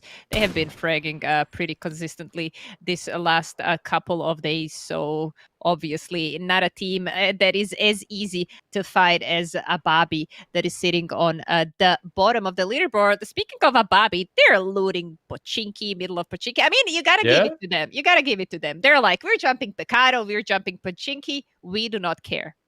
No, they don't. It seems like that at least. And And at least now they get to loot for free, so that's always good. We'll have to see if that can be converted into points. I mean, they're in the center of the circle as well. So where they're planning on positioning themselves here, it's going to be pretty interesting to see. Yeah, I hope they're going to find some nice positions for themselves. Unlike what we've seen in the last match, team positive vibes just playing that split until the very last moment. We were like, yes, please, come on. We want to see these teams from the bottom of the leaderboard do some difference in the lobby, and then unfortunately going down like that. But it is what it is. Team Army here looting Primorsk all alone on the edge of the circle. They're going to have decent rotation towards the safe. I mean, at this point, obviously, Toby's circle can go everywhere, right? Oh, yeah. It's very much in the middle of everything. There should be plenty of spots for people to play. And yeah, I mean, overall, this is just a pretty good circle. People can really play quite a few different places, of course. It's pretty optimal for most teams to get into this one as well. Yeah. Expelled here rotated early. One of the players sitting there with a shotgun. Oh, I mean, shotgun have been slowly becoming meta, Toby, huh? It's getting more and more that way. I still don't know if I'm a big fan of it, but we are seeing more and more people try and use them, and it has paid off quite a few times. So who knows? Maybe it's just me being old-fashioned and saying no shotguns because we don't like them. But it does seem like more and more people are starting to use them. Yeah, definitely. We're looking at a very crazy split as well, again, from the players from Positive Vibe, as I'm seeing a couple of teammates in God Cup, but this man all alone as well. And also one of the Ababi guys all alone sitting in the compound as Oyo team is going to try and check whether there is someone inside. And yep, definitely, I think they're going to crash it and or not. They're just or yes. Okay, interesting stop there. I think it was it's Fance's fault. We're going to try and get this compound for themselves. Obviously, they don't know how many players are in this compound, but they are suspecting it's not a full squad. Yeah, full team coming in the car here, full on pull up, and let's see how crazy he's planning on reacting to this. He's right now prone in a bush. That's of course not the place you want to be in 5 minutes into the game. But seems like they were expecting there to be someone around here, and now they can't find him. Yeah, I mean... Is he gonna start shooting? Not really. I wouldn't do that if I was him, but we'll see. Yeah, he's just kind of taking it slow at this point, and... Throw a nade. I mean, yeah, that would be really nice. But I mean, at least, if he had like a super bright pink backpack, maybe, he would have been spotted. But this way, he managed to just hold here for a while as he's going to buy a little bit time for his teammates to try and get closer and maybe help him out somehow. We're talking about Team Bobby. They had looted Pochinki, and we were talking about, are they going to find some a nice place or not? Because obviously sitting in the middle of the circle at this point, you can just find any position that you want to play. They had the biggest amount of time to get into those positions, but as we see, I feel like they're just going to drop this fight for now and go back towards church side. And I mean, they still hold Pochinki because one of their teammates, actually two of their teammates, are holding south side of Pochinki. And I mean, it's not crazy to think, because yesterday we had a Pochinki ending as well. That was quite crazy. Mm-hmm. So I mean, maybe they're thinking, okay, it's going to happen today again. Maybe. There's just a chance that it could be. I've had some pretty crazy circles, as you've said as well, over the course of this tournament so far. So there might just be a chance that could be in the books. Maybe it's written in the stars. We'll have to wait and see. But for right now, Schwalin trying to find a kill. That's Bokal down below. But actually, no, he's going to be the first one spotted. So he has to try and back off now. The opponent's caught in the open. And oh, Juki, if you had not gotten that knock, I would have been very disappointed. We need money. Got knocked. One of the players, Yuki here. He has a nice angle, obviously, but since they changed these bridges, it's not that easy to get the flash. But here, Borchale is trying to do a aggressive push, and I mean, he still thinks they are on this side of the bridge, so that's going to be enough time for We Need Money teammates to rotate all the way on another side. And I mean, just they don't have a lot to work with, to be honest. We're looking at Simon here.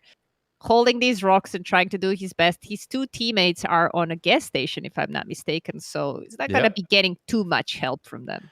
Nope, it's not too active, but it's. I mean, it's if you're Simon, you just want to get away. I don't think there's anything else to come for you. Just try and see if you can wrap around the back and get over to your teammates. But as you can see, it is very open. His teammates, nicely shown by Kovo there, are all the way set up behind the gas station, and he just has to get the hell out of there. Yeah, Smex here definitely got a tip from his teammate that one player is rotating on the coast as well, and we're already seeing Delilah wrapping up around and trying to circle and get that easy shot on Simon.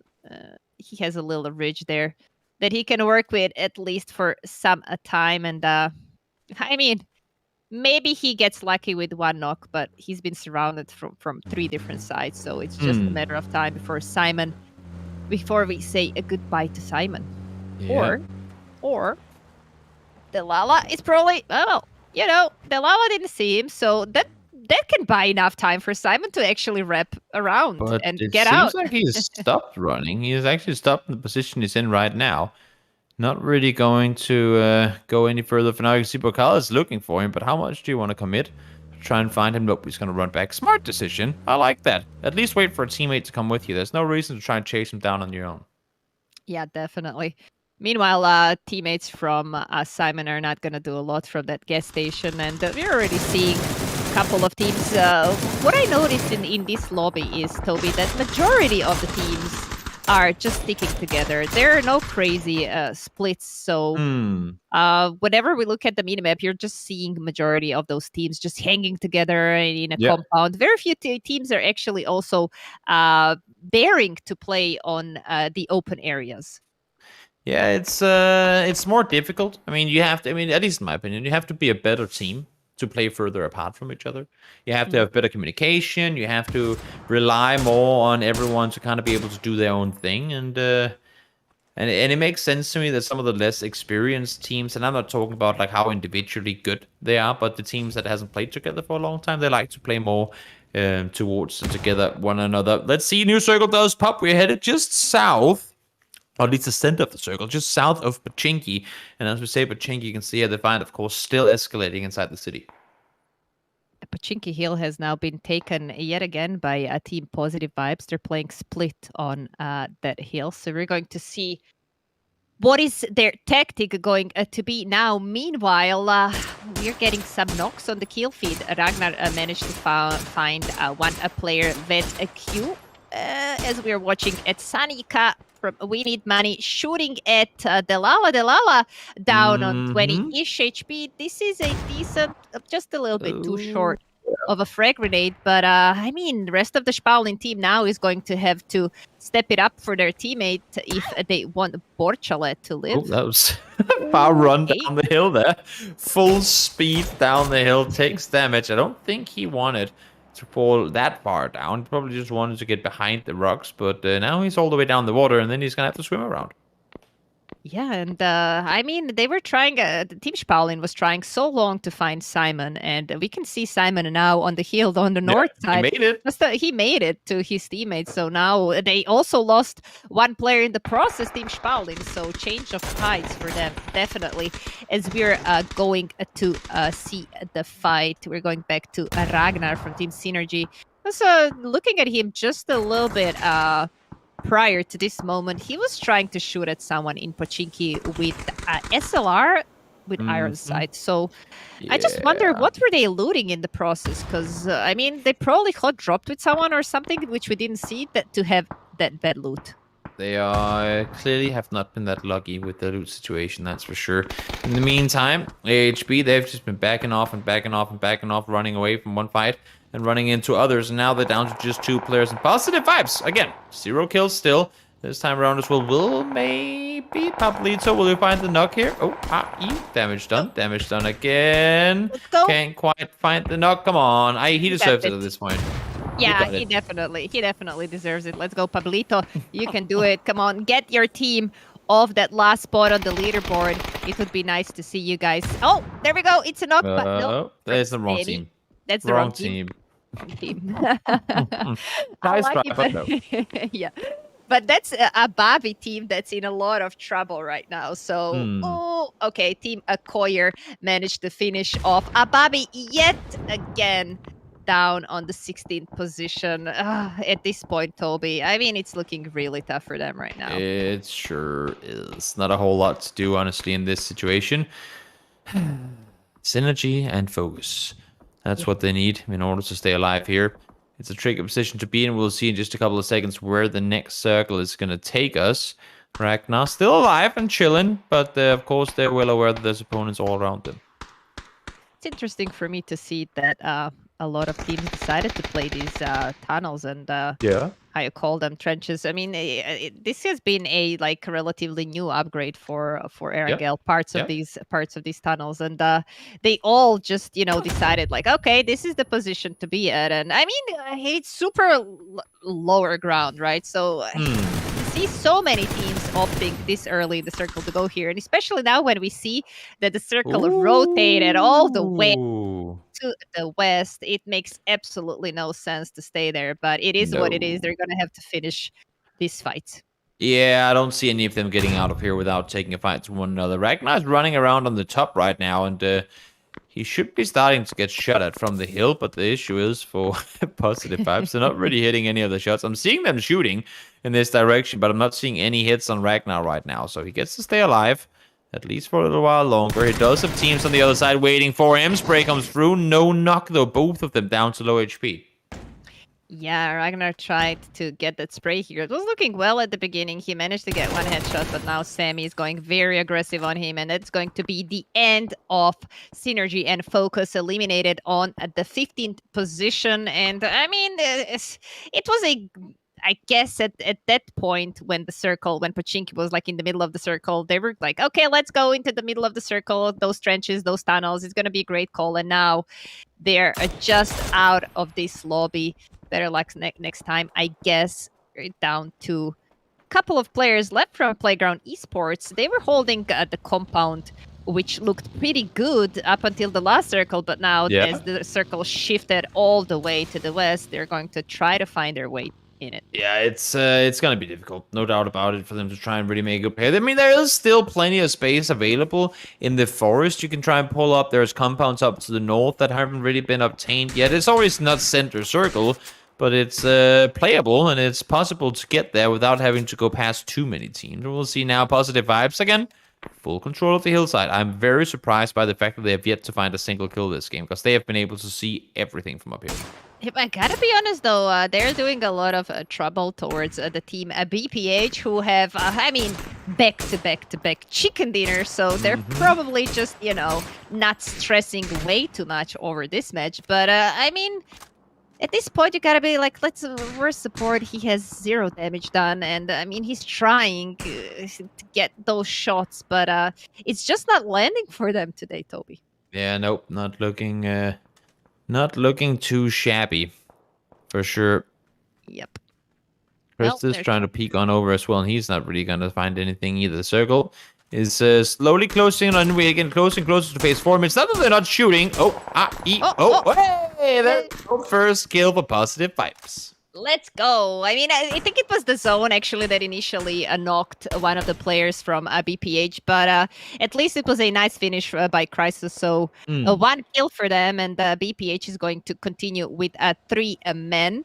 I mean, they have been playing so well that I think even as 3, they can do a lot. But they first need to find their spot here, which probably going to be either this forest or probably maybe even deciding to go a little bit more further. It seems like they're just going to stop somewhere very close to Team Spaulin. Yeah. Are they going to stop at all? They're just going to keep driving? Nope. There we go. Done driving. No more, they say, and they get out. They're going to spread out, I would assume, and try and take some control. In the meantime, we have the Marn players coming in to this area as well. 2 guys on a buggy. Where are the final 2 players? I'm not quite sure. But having just 2 guys up here on a buggy alone is a little dangerous. Yeah, they're playing like a huge split right now. I mean, I'm talking about like 600-700 meters split, and their teammates got knocked in the process. I think it was just the rotation. Sight is going to try to join his teammates as he lost one. And yeah, they were just, I guess they got caught somewhere in the process. And they're down, the Martin Gaming down to 3 men. Martin Gaming right now sitting on the 6th position. So they want to keep at least that position to be able to go into the relegation phase, obviously. And oh my God, shots by Pablito. Let's go. Yeah, able to do some extra damage. Chris is going to be the one to find a knock there. Doing more damage as well, but they're starting to take casualties as well in return. A flush comes through, not able to get that one confirmed, so still only 1 kill. Worsup trying to make the run on over to help a teammate out, and they are going up against a team up in front of them. They have 1 player knocked in the blue, ain't gonna be able to go back on his feet, go for a spray there, not gonna happen either. In the meantime, Gifted actually eliminated Lord Netlick and Milko, working together to take them out. And now Worsup over the top. Can't quite figure out exactly where the opponents are positioned. Now one does get spotted. Christus not able to find the damage there either.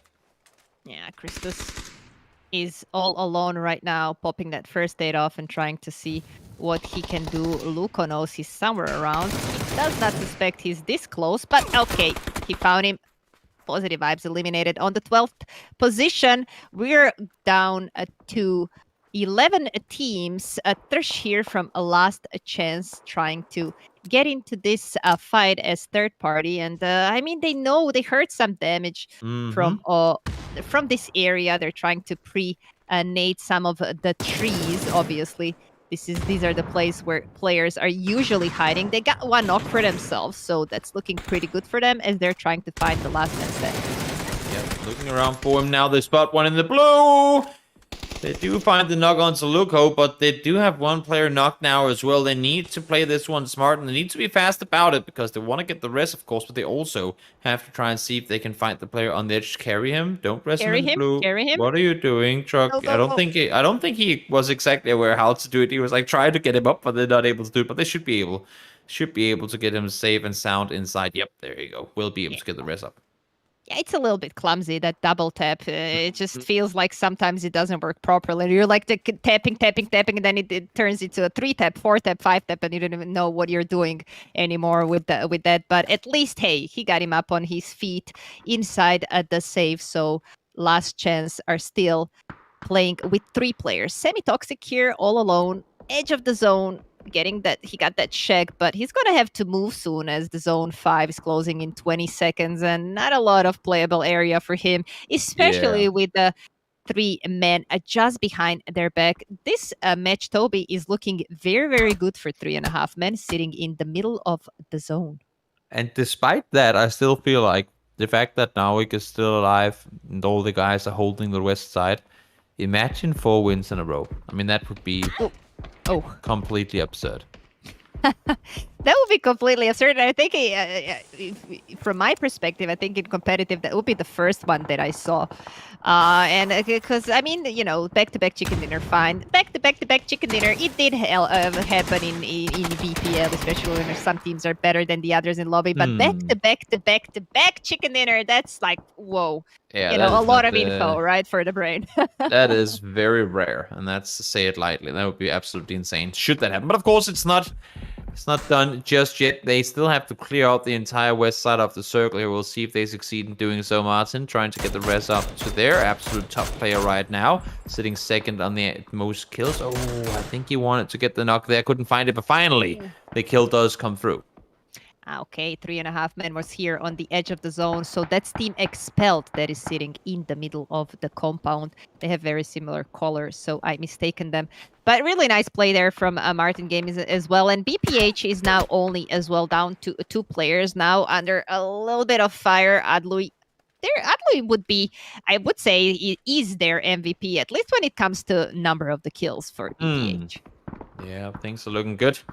Things are looking good indeed on that side of the circle. Now let's hop on back over towards the east side. We still have players inside the compound, not really having to worry too much about things. Vancy with a shotgun on a roof. That is not something you see too often.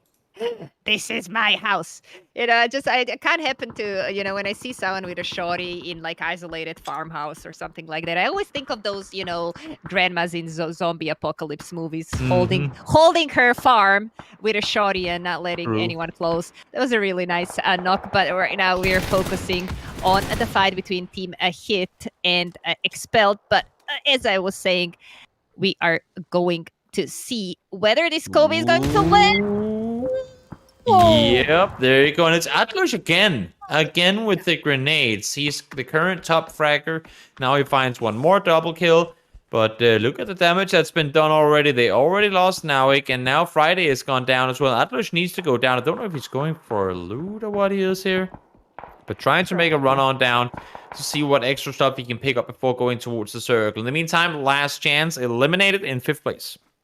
Yeah, if Team BPH gets to stay here as the team that is last standing, it will be I will be in such a shock. I mean, I think he's gonna be able to get the rest of his teammates. His teammate, he probably went to get some utility in the process because the circle is partially in the forest and it's going to be partially in the open area. So they need as much utility they can. Meanwhile, Team Expelled looking really good. They took this compound rather early, and they anticipated it really well that it's going to stay in the zone in this phase 6. So looking pretty good for them. 4 kills so far. They're holding off Team Hit, which need to make a move very, very soon, as they're all the way on the north side of the circle, just outside of it actually. And once they cross that little dip sitting on the north side, they're going to be completely exposed towards Team Expelled. Yeah, well, Ooh. Manti is chilling and waiting inside here, and there should be no way that they expect this. Like the fact that, also the fact that when they're 3 alive and they have 1 hiding in the shack like that, it doesn't seem like the smart thing to do, especially not now that you have the circle going down to the south side. He should have crossed that road a long time ago so that they could play together. Lucky with a shotgun and a M4 and a UMP trying to hold tight. And I like the way that they're, right now Expelled is trying to, just let the opponents across the street go, oh no, we're all over here. And then if they can time it right, they can have Vanti peek out from the shack and do some real good damage. But I like the way they're also throwing the smokes across to try and prevent any vision from coming through. Of course, Vanti can hear all the players across here moving around. And if he just finds the right timing, he could easily find a kill. Yeah, he's going to have to move really soon as the zone is pushing. But right now, everybody's kind of, off the range of that shot. Don't shoot the knocked player. Now they give up your... Well, Toby, he wanted to secure that point. It is what it is right now. All right, he's trying to throw those 5. This is the 5th molly. He has a shotgun. Okay, he finds one. He found one, Toby. It's fine. It's fine. He has 1 more bullet left. That's reload, and he's trying to find that last man standing, and yikes.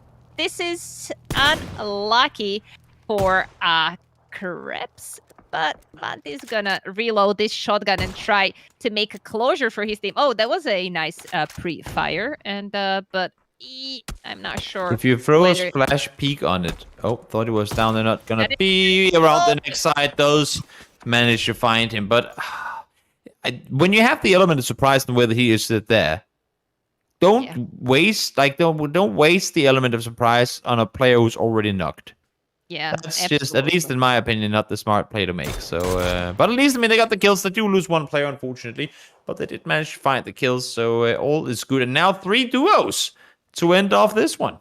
Yeah, 3 duos, and look at the circle, which got a little bit in favor of BPH, which are now sitting very, very confidently in that circle, trying to listen to what is going on from the fights. And while I'm saying that, by Friday is shooting at the guys in the compound. Expelled is, if they don't have any functioning cars, this is going to be very tough to handle this cross and rotation they have to do, because obviously they have a couple of houses to work with for like a minute longer, and then as I'm saying, they're rotating with the vehicle, and now Friday has to get those shots done to stop them from getting into the circle.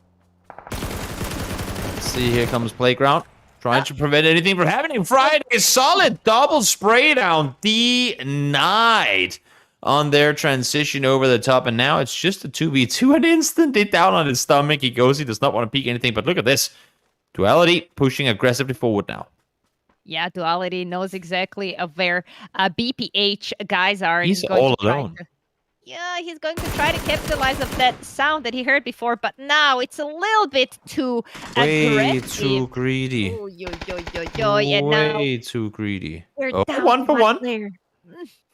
One Friday. versus one. This is all you, Sanson. Now that you have this one, go.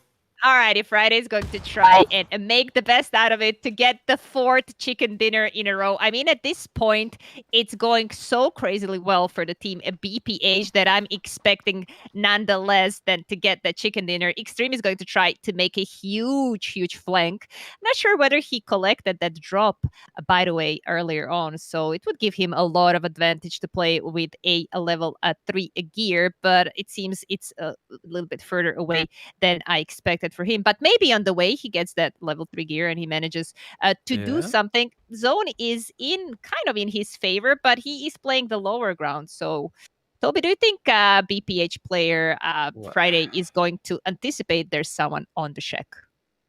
I have no idea why he ran back there, to be honest. Now he's isolated on the edge of the circle. I mean, he's inside the circle just fine. But if Friday has any utility at all, he can very easily play up against him. Because if Friday is just sitting and waiting for any sort of cue as to where Extreme is, he hasn't heard him move at all. Duality, for reasons unknown to me, decided to full sprint push the flank on his own. I don't. Maybe they thought they knew exactly where the opponents were and he got caught by surprise. I'm not maybe quite they sure. miscalculated something and thought exactly. there's one knock guy or something. But it was quite. I mean, to see him Duality pushing that like W forward and just making so much noise. It was such an easy knock for BPH. So I mean, they're now down to 1 versus 1. I have seen Extreme yesterday doing some crazy frags. I gotta be honest. So I mean, probably could be a even fight, but sitting on the edge of the zones like that, it's. Let me see what is the position from the PG team. They're sitting on the 11th position, so I think the difference in the kill in the chicken dinner points is a lot for them at this point, right? So I mean, he's gotta be a little bit anxious at the moment.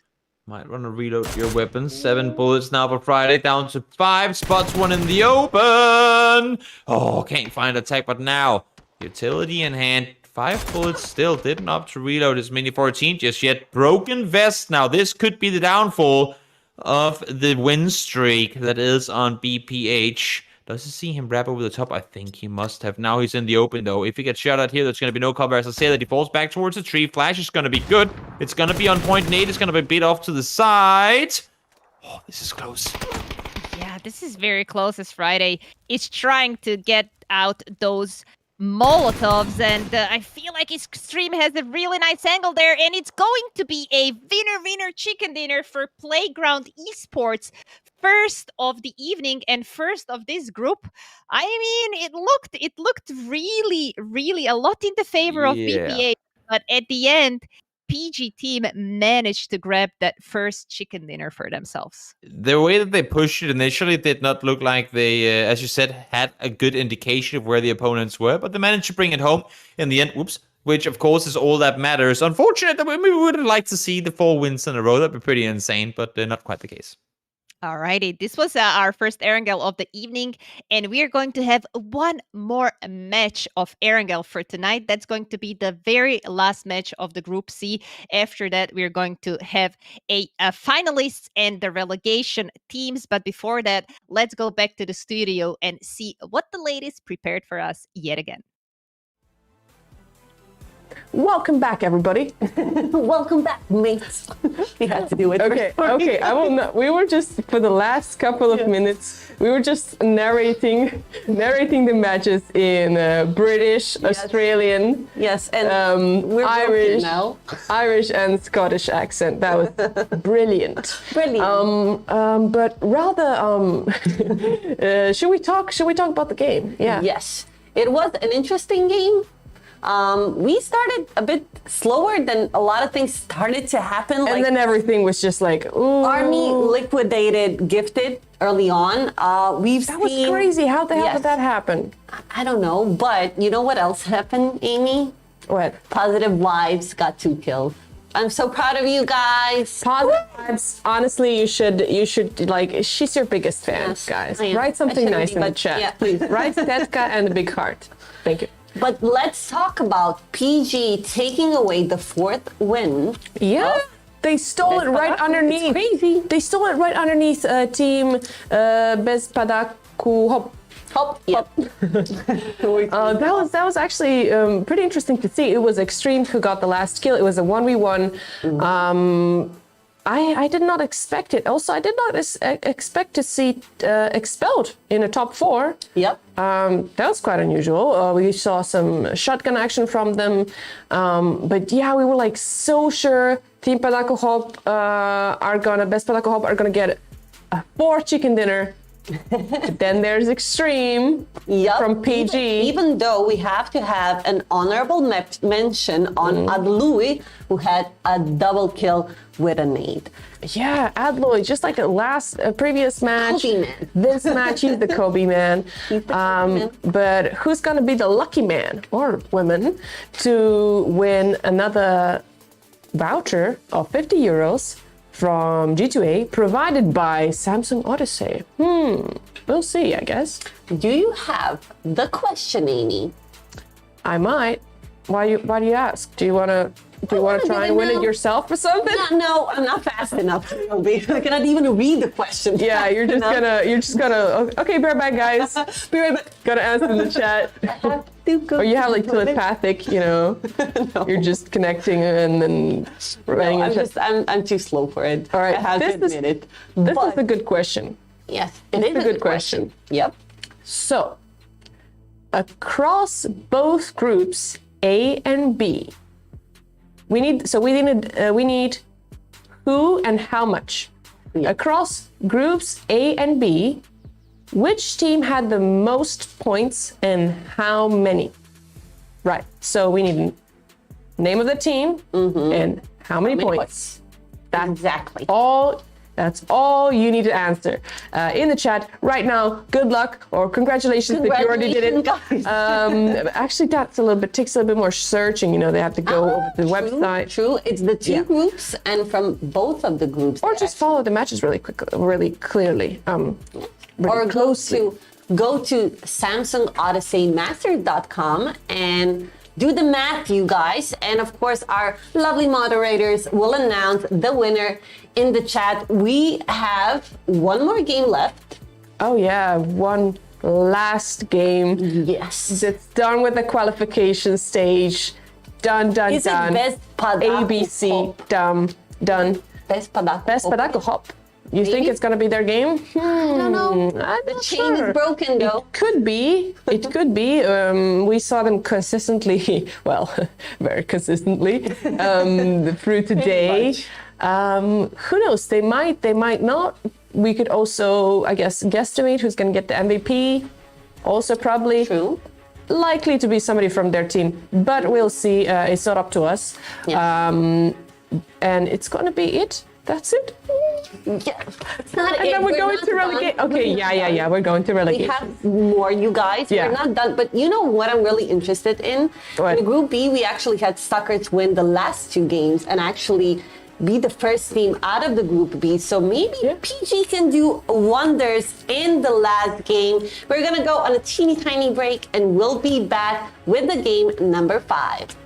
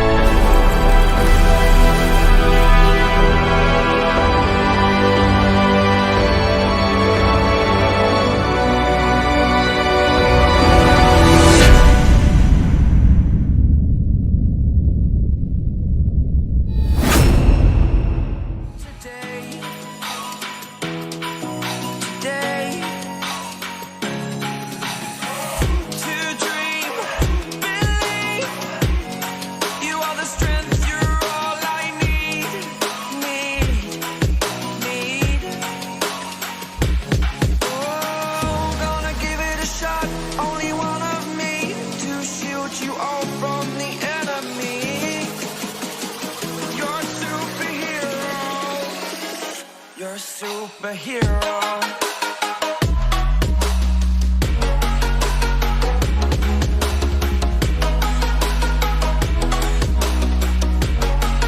Can I be your superhero? Superhero. Superhero. Superhero. Can I be your superhero?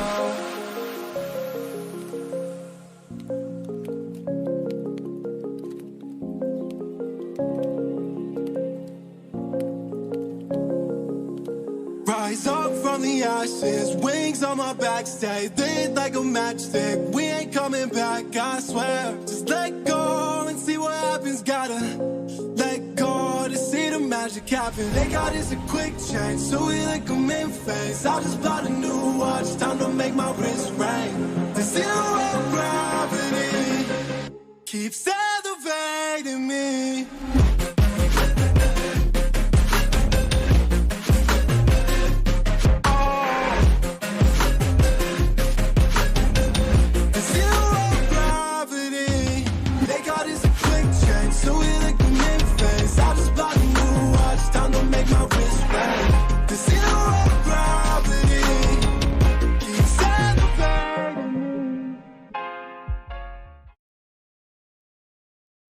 Welcome back, everybody. Last welcome back of tonight. We are having one more match of Erangel, but before that, let's take a quick look at our leaderboard because I feel there might be a team which is over 100 points right now. Yeah, you'd have to think so. BPH have skyrocketed on the leaderboard. They almost got 4 wins in a row today, which is completely insane. And understandably so. I mean, off of such a solid performance, they are now way into first place. Yeah, and not only the positioning wise, they managed to grab themselves so many kills in the process. They're now sitting on an impressive 71 kills, with second team being hit with only 40. I mean, I say only 44 kills comparing to them, but the difference it is huge, to be honest, Toby. Yeah, it's absolutely massive, no doubt about it. And one of the things that I think is fun to watch here as well is if we look down to 8th place, Expelled. I mean, they got a good end game positioning in that previous game. Could have been even better had they managed to hold off stronger in the compound, but they managed to get into top 8 now. And as I said, 58 points is what they have to beat in order to get through, even if they do end in that spot. So get another 8 points this game, 9 points hopefully, so you don't have to tie, and you could potentially make your way through.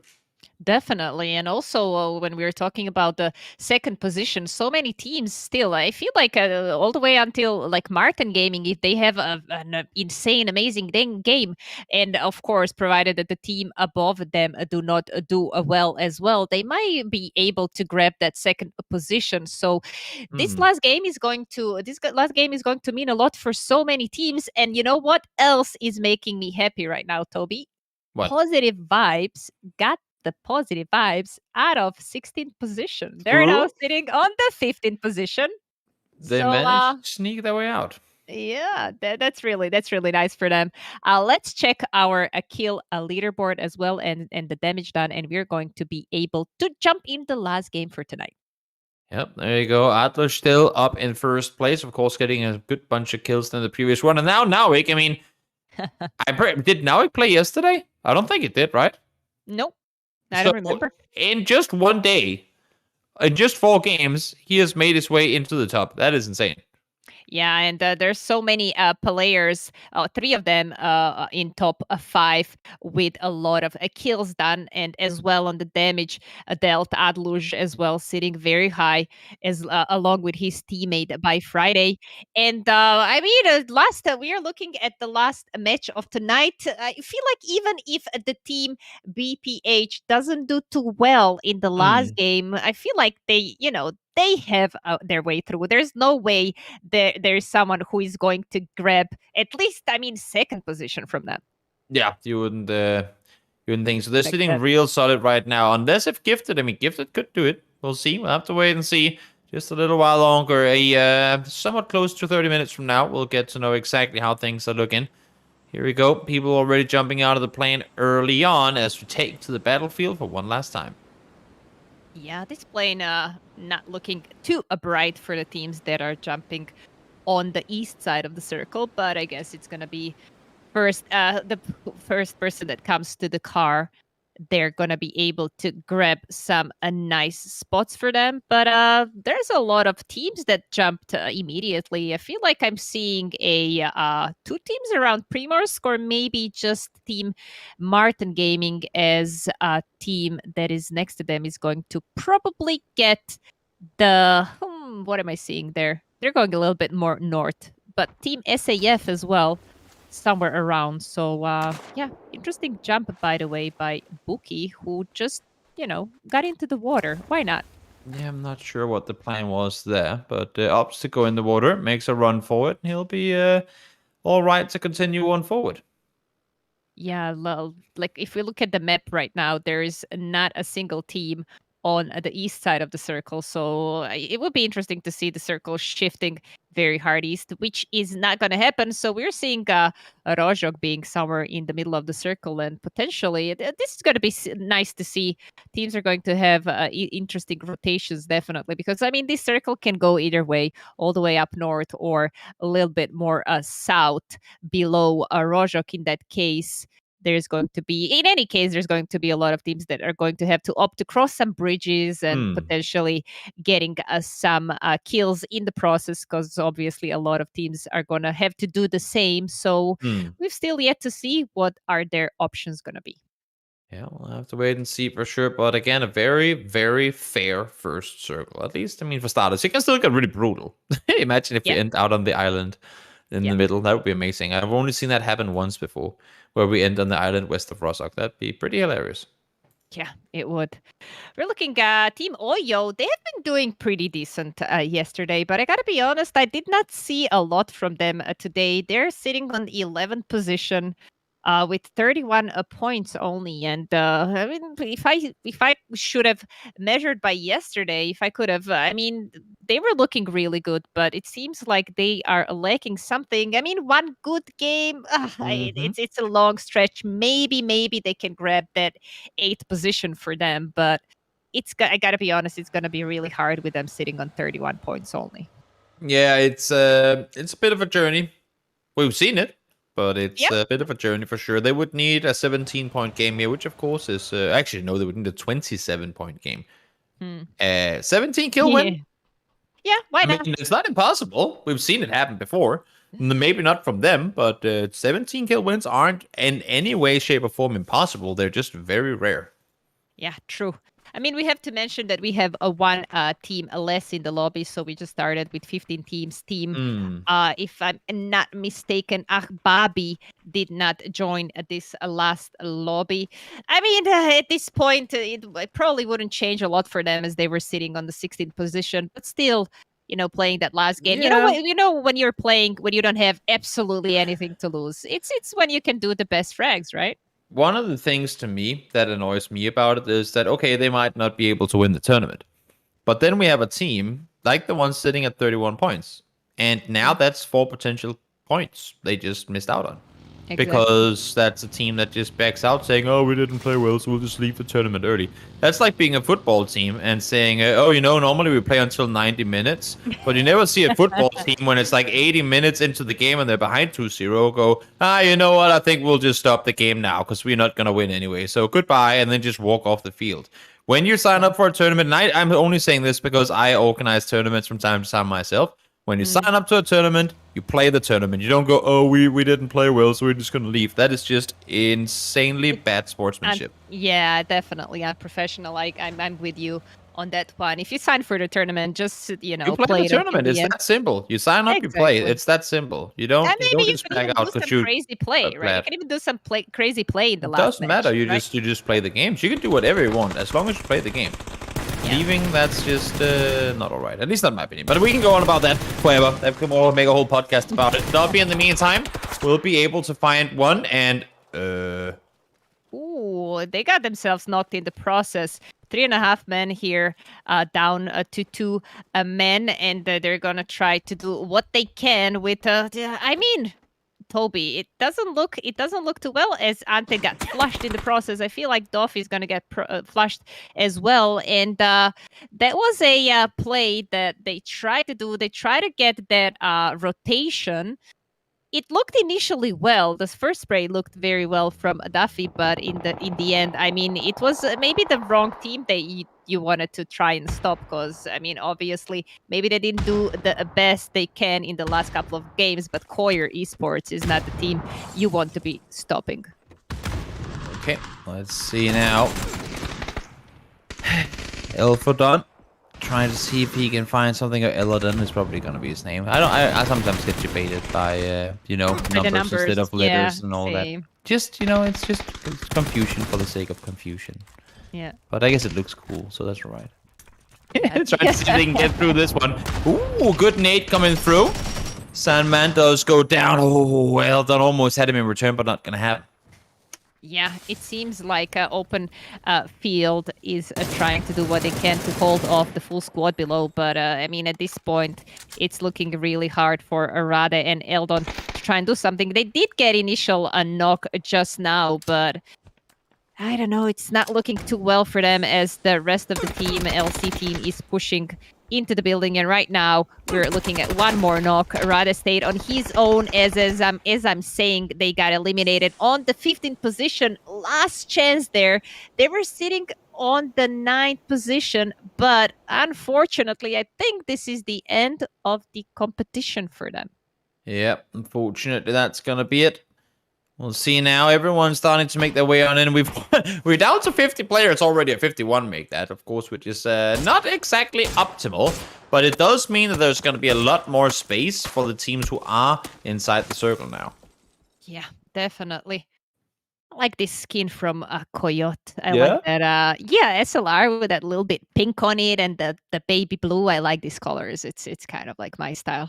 Definitely go. one of the favorite. When are you getting an in-game skin, Sanson? I don't know, is that Toby. happening? It's hard to say. I think I mean, it was there- supposed to happen a couple of years ago, but if it didn't then, I don't know. I Yeah, don't know. there are people who are less famous than you who have skins in the game. You So gotta vouch for me, Toby. You gotta be like, I want to see Sanson's skin. You know? Oh yeah, true. if that happens, though, I'm gonna make sure to talk with you. Which colors are your favorite to make some Toby/Sanson collab? Sherlock Holmes That'd and be Watson skins. We'll do that. Yeah, we'll figure that out. Look at Why how not? much space there are in this circle right now, though, just to talk about the game for a little bit as well. There's so much room. Everyone is trying to kind of locate themselves somewhere around the river, so that should the circle go north, they can easily get up there if they're on the other side, and same thing the other way around. The only ones that are still only far away is SHB down towards Sproulin, down towards the south side, and then you have the winners of the previous game out towards the southeast as well. Yeah, they're having a lot of potential places to play for themselves as there's no one around that east side of the circle as well. And maybe if they get lucky with the shift, they can find a nice position for themselves, maybe the J compound or somewhere around the compound on the north side, right of the Rozhok where the bridge is. But we're going to see. It's pretty early to speculate where the circle might rotate at this point. But looking really good for these teams. All those teams that are on the top of the leaderboard, they're all still up and running. Obviously, Team Hit is the team we want to look after this game. Gifted as well. The Gifted still on 0 chickens, but 84 points for them. Koyer Esports just behind, 73 points. 3.5 men on 71 point. However, 3.5 men is down to only 2 players, if I'm not mistaken. They're holding the middle of the zone, the garage next to the bridge, left of Rozhok. So we'll see. They're going to have to play a little bit safer if they want to do something. I mean, they're in top 5, obviously, so they're definitely going to relegations. But I mean, if they can, maybe make a difference somehow, some crazy play, still 49 players alive. So if they do like a complete mayhem, they might get that second position. But Could be. Not a bad idea at all. Let's see. Circle does go down towards the south side. It could, I guess technically the next circle could still go north and we'd go back up there. But at least for now, it's pretty guaranteed that it's going to go down towards the south side. I would assume to see everyone who are still up towards the north side, managed to rip their way back down to the south. I mean, Rostock is still completely open, surprisingly enough. There's no one opting to take that hit, but now that Coyote is making his way on over, you would have to assume that that's where they're going to go. Yeah, Mike here went for a rotation as well. He's on half HP. He just wants to get off at that bridge as soon as possible. We just mentioned Gifted. It's really important for them to get a really good game for them because, I mean, if they stay third at this point, it's going to be very bittersweet because, I mean, third position overall is great, but when only 2 teams are going directly to the final, then it's usually something you cry about. Yeah, exactly. Well, let's see now. Everyone down on the southern side will have to try and see if they can make their way on into it. Martin trying to hold off. This is not going to be easy. Yeah, it's a tough situation for them right now, and we can see a lot of teams joined towards this. How are you calling it? Atlantida, or some people call it Water City. Some people call it Atlantida, and just I don't know. Martin Gaming sitting on the outside of it around the garage house, and they're going to try and get some opening shots, but nothing connects so far. So we're looking at just a couple of shots fired, but nothing major happening apart from one of the guys getting knocked on the garage house up there. Yeah, I'm surprised to see we have 4 teams inside Watertown. That's that is not something you see too often here. Trying to hold off, trying to maneuver their way on through. Yeah, they're trying to make the best of it. Obviously, yeah, really. Yeah, the army here is sitting a little bit more inside the Water City as Martin Gaming is just. Oh, this might be a knock. This should have been a knock. Oh, this was almost a knock, but nothing happened. This is MNE managed to miss those. So it felt like, at least on my feed, which is just unfortunately a little bit laggy for me. It looked like it should have been a knock, but Needlam couldn't connect that. So it is what it is for him right now. And we're going to go back to... I want to check the map a little bit. How are these teams located right now? This circle can go everywhere. So if this circle shifts away from the Water City, we're looking at 3 teams trying to rotate out of it. While, I mean, we all know it's not that easy. Once you're in, it's not that easy to get out of there. Let's see, 3.5 men able to stay alive, but just 1 player here. The damage has kind of already been done. Not optimal by any means at all, of course. New circle is going to pop momentarily. Just 20 seconds away from doing so. We'll see where that's going to take us. There is still no one on the south side, and we also have no one inside of apartment sense. And so maybe the circle is going, where is there the fewest players? That is where we will go. There was a team looting apartments, if I'm not mistaken. Maybe not in this match, but in the last match for sure. So it's quite interesting to see there's no one out there at the moment. I mean, you can get apartments for now, but it seems like the zone is going to shift away from there at some point. And right now, it seems like these compounds between Pochinki and school are decent places to be at. But we already are seeing 2 teams inside there, and as I suspected, I mean, the Water City is just on the edge of the zone, and it's just a matter of time when it gets out while the fight continues inside. Exactly. Mind looking for an option to make a play here. There's fire in the room next door, so smart for him to back off. The Martin players are doing a good job at holding off here. They're isolating well. They're holding off well now. Let's see if he can get something done here. They do manage to find the knock-on and flush on Murdo.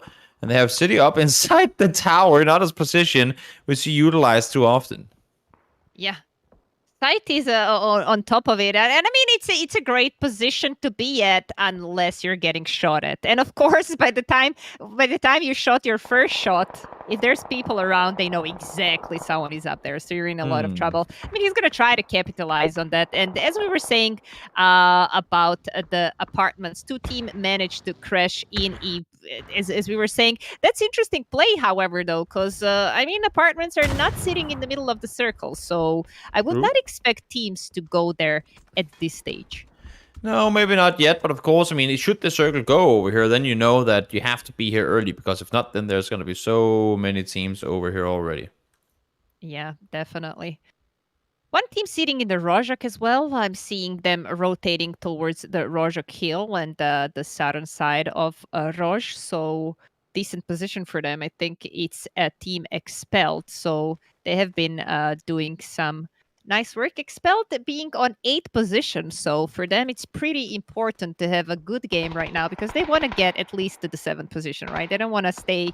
They have 50 points on 8th position. 51 point is enough to get on the 7th position. So obviously they want to play as safe as possible, grab a couple of points for them, and get into the stage where they're going to be able to collect some points from the placements. Exactly. Let's see now, Martin. They are still in the far edge of the circle, but inside for now. And this next circle could be extremely interesting. It's when we take a look at the map, it's everyone, like all the different areas are pretty much occupied now, except for the north side of Rostock, which of course is where we know it's not going to go since the water is up there. But everywhere else is really occupied already, so a whole lot of teams are going to have to make moves pretty much no matter where this circle goes. Yeah, definitely. There are a couple of deeps left right of the ruins, which are kind of playable. Not the most optimal position you can be at, but at least buy some time for now. And we're going to see this circle rotating a little bit. Yeah, that's Rostock is interesting. still in. Yeah, Rojak is still in, and being on the south side of the Rojak is a great place right now. And of course, I want to see what Team Hit is gonna do. That's our red team on the minimap. They're rotating towards Roj, and it seems like they're gonna play the northern side, even though the circle is probably gonna shift away from there. I mean, I haven't seen Rojak endings. I can't remember. Well, one time has to be the first for you, right? Yeah, of course.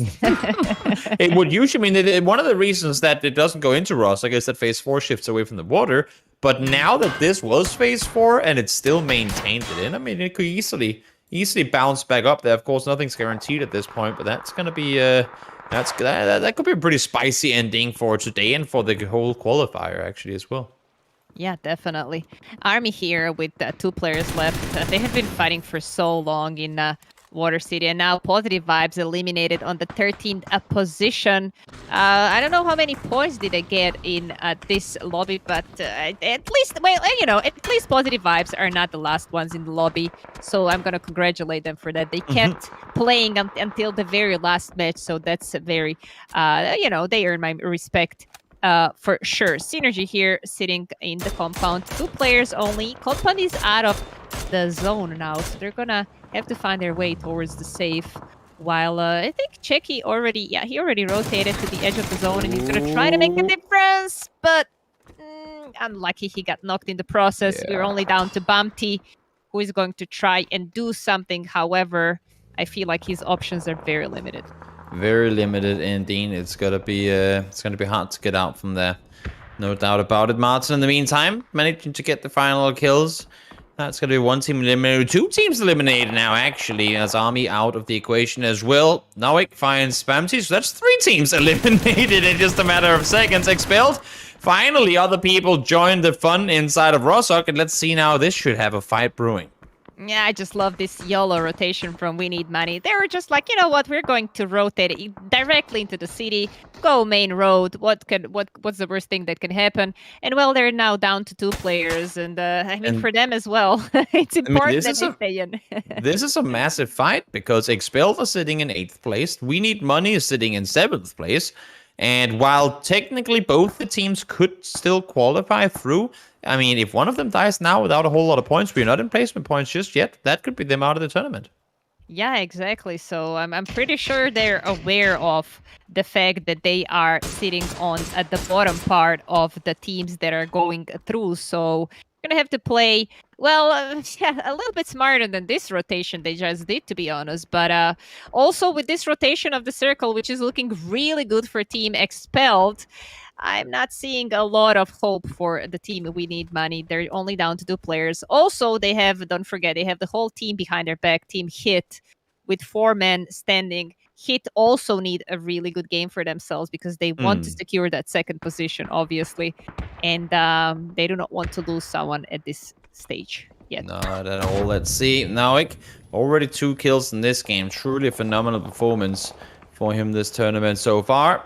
They will have the vehicles coming in. They'll be able to play safe from this position. Novak does get to heal on up, or has to heal on up, I should say. Atlas now, in the meantime, full speed forward. Wanted to initially get a kill on the other side, but then maybe because he saw there was 4 people in the dip on the other side, he was like, nope, yeah, maybe not going over there anyway.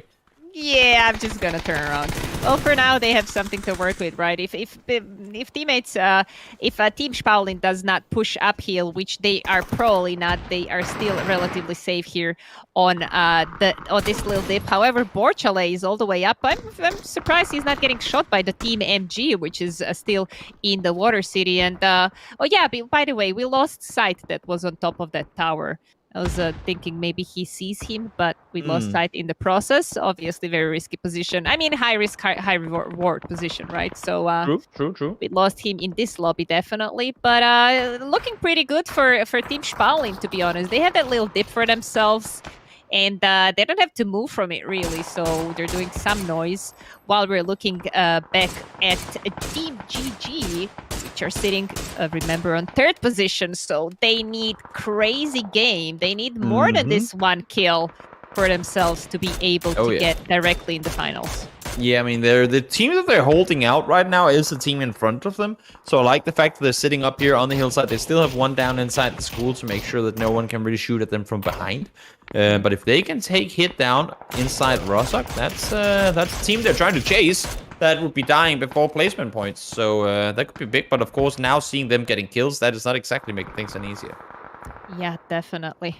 A couple of knocks happened here in the process. Spaulin down to 3 men as they're trying to hold off Team MG, who are pushing through the open field. It's very interesting to see for me that Team MG managed to push in the middle of the field with 2 teams trying to hold them off. But hey, at least they're having a little reach for themselves to work with, as some of the Spaulin players are smoking their top side of the hill.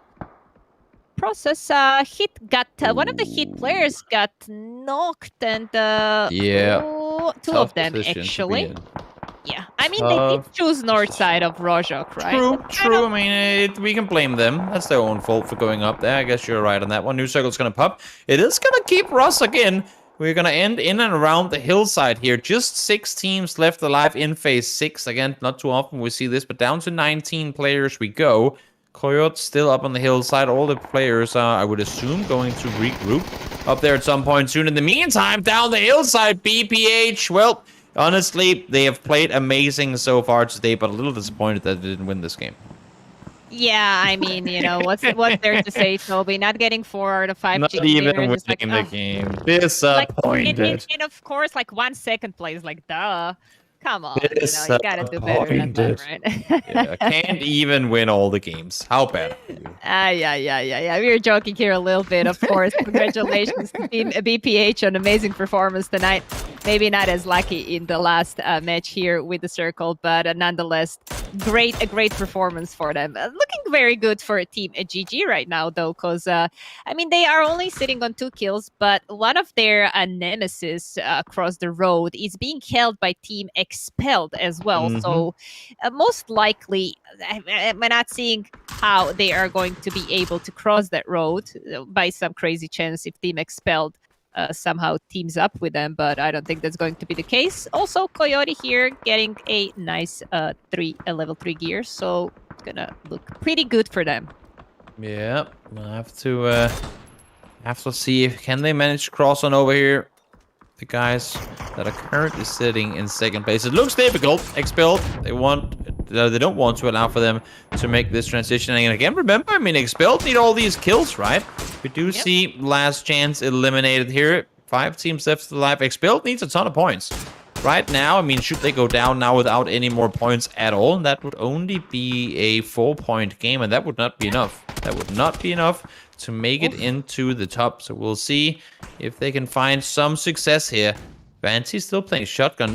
He's not even having an AR. It's just shotgun and DMR.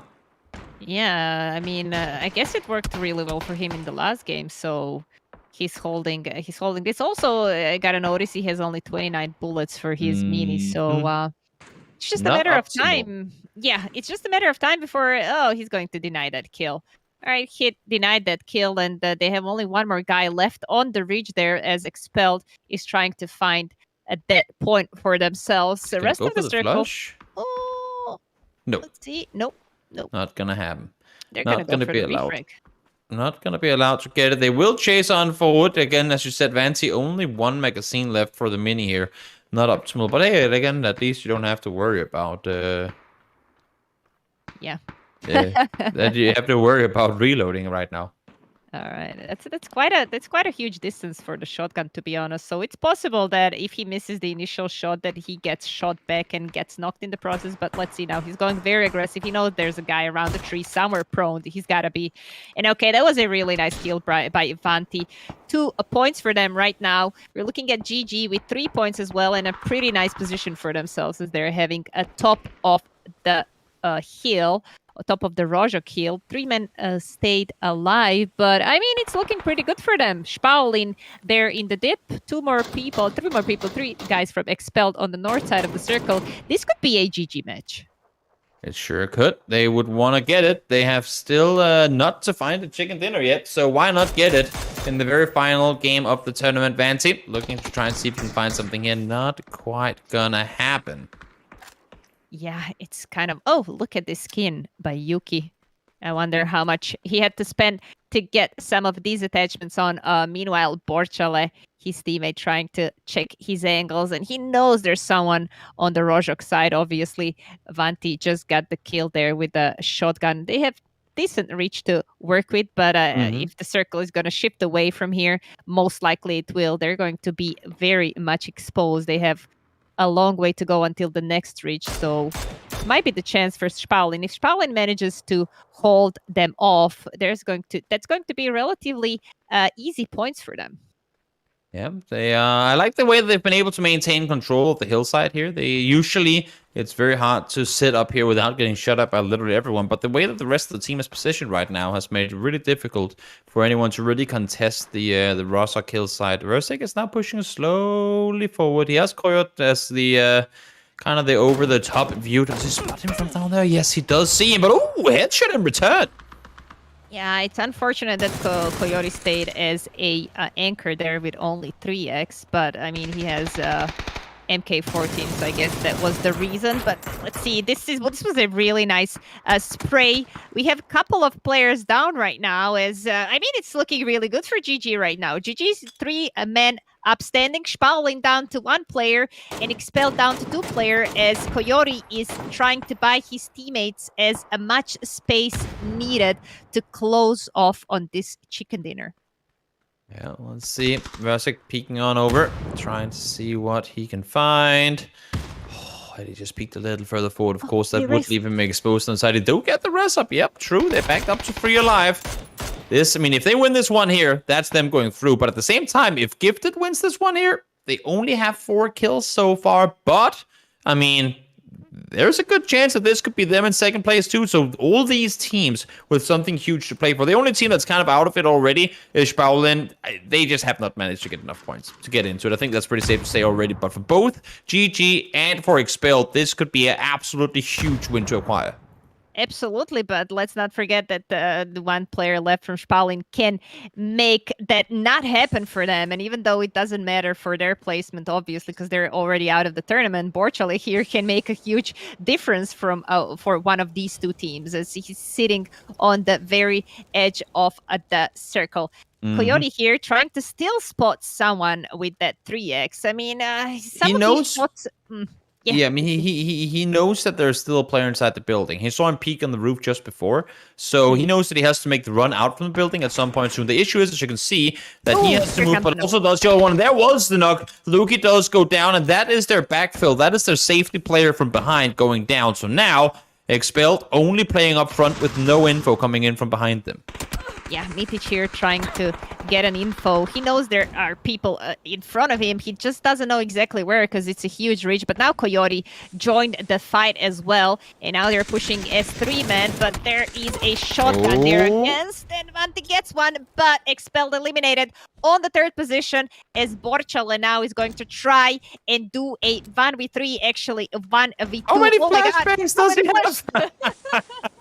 It's a fireworks show in here. Amazing. At least But, he used them all, True. And there's more. There's more flashbangs. How many do you have, buddy? Poor Cal tried to grab her off the side spots. One not gonna matter, not at all. Down he goes. Gifted 8-kill win for them. That might just be enough to surpass Hit and take second place. I'm not quite sure. I don't want to say anything because we don't want to get it wrong and then seeing that the numbers are different. But that's going to be close, Sense, and that is going to be really close. Definitely close. And I mean, you got to congratulate them either way because this was their first chicken dinner in these 2 days. They have been playing so consistently, and to close it off with an 18 points on Erangel, I mean, at this point, I actually kind of a little bit hope that that's going to be enough for the second position for them. But I mean, we're going to have to wait and see until, I guess, after the break. And when we get the info that we're going to go back to the studio, I'm going to let you talk and see what our ladies are all about in this very last break. And before that, Toby, is there anything else you want to say about this match? No, not at all. It was great. I like the way they were playing the Hilltop on that one. Solid play on Rozak. And as you said, I mean, very well-earned win from Gifted there. Yeah, it was just a little bit. I want to still mention the decision from Hit to go to the north side of the Rozak. It was kind of like technically maybe not the best option, and maybe that decision is actually going to cost them second place. But we're going to find out after we go back to the studio. See you in a bit. Well, welcome back to the studio for the last time today, and for the last time for about a week, I believe. Yes, and this is the end of qualification with this game 5. What happened on that hill, Amy, right now? What happened is, well, Gifted killed everybody from expelled them from the game, and then, well, we saw a try of Borchale from Spaulin, but yeah. It was an amazing try. I to be honest, I actually thought Martin Gaming at one point had this match. They were really, really aggressive. I believe so, yeah. Yeah, they had like 6 kills really early on. Anyone they spotted, the shots were landing, everything was okay, and then they just got eliminated. Then I thought Spaulin are going to be our next winners, but they were close enough. So good job, you guys. And we also can't go and not mention Team Hit, which I believe they didn't have a lot of kills. Yeah, they did end up 4th. They were in top 4, but the situation's completely changed on the leaderboard.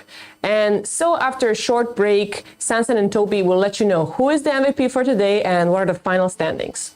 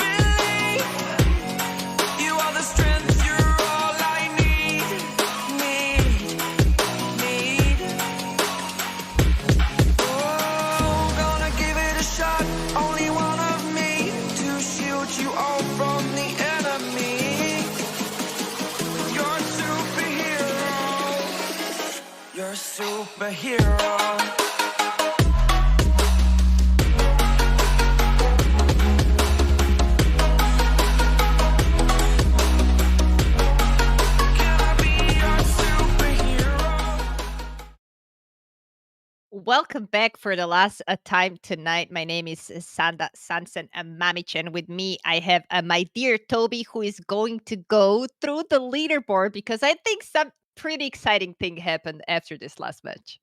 This was a pretty exciting one for sure. Let's take a look at exactly how things rounded off. Gifted got their first win, and by just 3 points, Sanson.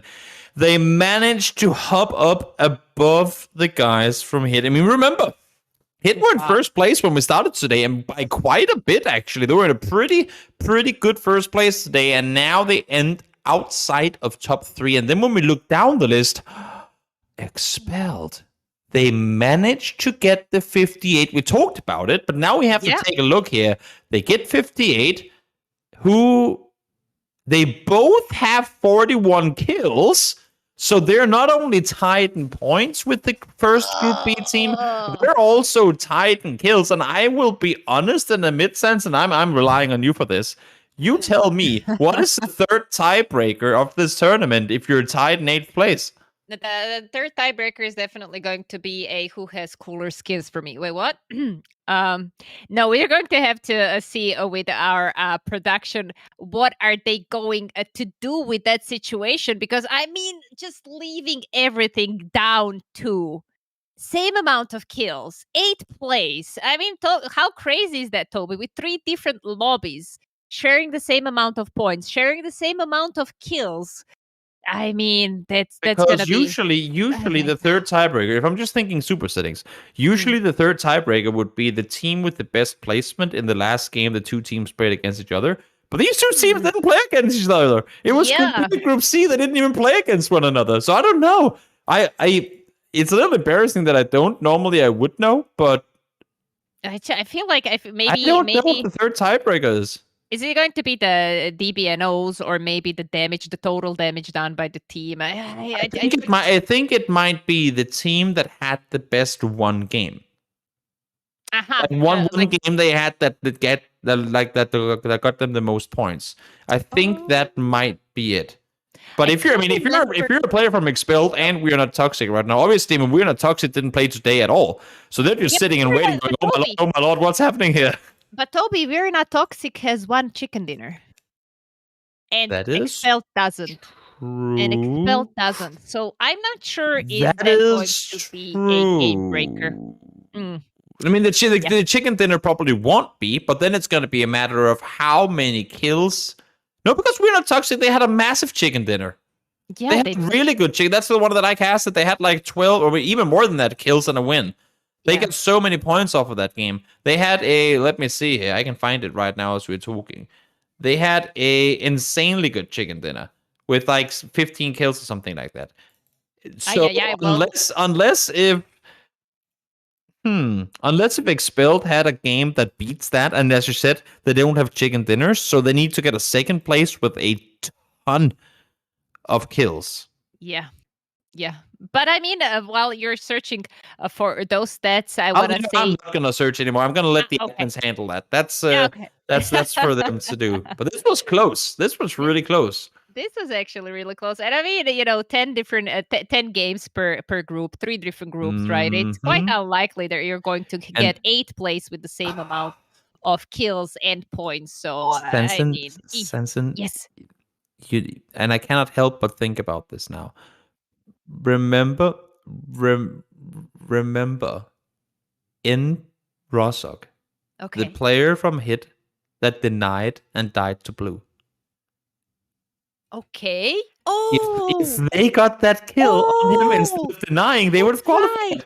They would have qualified. God, that's right. Because then they wouldn't have been a tie. They would have won by 1 point. Yeah, but I am hearing from the production that a 27-point game is what they have to beat, it looks like right now. And I don't think there was any point. Like, I do not think Expelled had a game with 27 points. Because they didn't have a chicken dinner. So even if they got second place in one game, they have to get 21 kills in one game. Yeah, that's we haven't seen that. There's no way. There's no way. But we, of course, everything is being double, triple, and quadruple checked by the admins to make sure that no one is making any mistakes here. Fortunately so. But that one kill, I mean, I know technically that kill could have come in any of the games they played. That could have been any time. But But It's this just, is the last one that you final remember. game right before they die is the one that you remember, that he died to blue, and by doing that, he essentially kicked the expelled out of the tournament. Yeah. If it is that they don't qualify, of course. Yeah. That But is insane. nonetheless, congratulations to all of these teams, BPH and Gifted, going directly to the finals, joining our other qualifiers. The rest of the teams hit. Unfortunately, they're going to have to go through relegations. They were looking well, but they didn't manage to close today's day on second or first position. So we're going to see them in relegation phase. Martin Gaming as well. Koyer Esports, 3.5 men, last chance, and we just got an information from the production that our 8th team in the relegation phase is going to be We Are Not Toxic, There you go. they had an amazing 17 kill chicken dinner. So Expelled is unfortunately not going to continue this competition. Nope. Out are expelled. Just 1 point. I mean, it could have been either of the two teams getting it by 1 point. And also insane to me that even when we think about the 8th place team, if you look at Group B, in 7th place, Team Diamond had 59.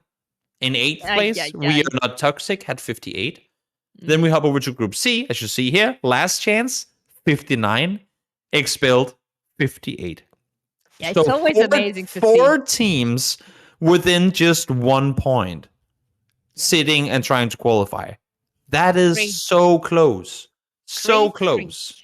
Definitely. Let's check our kill leaderboard as well. I'm pretty sure we got that prepared as well for you guys to see. And Adloy, 28 impressive kills on the second position. That's just impressive. I mean, Novik as well on the 5th position with 19 kills. So two of them in top And that's 5 only in 1 day. I mean, at least Atlas had 2 days to get those amount of kills, right?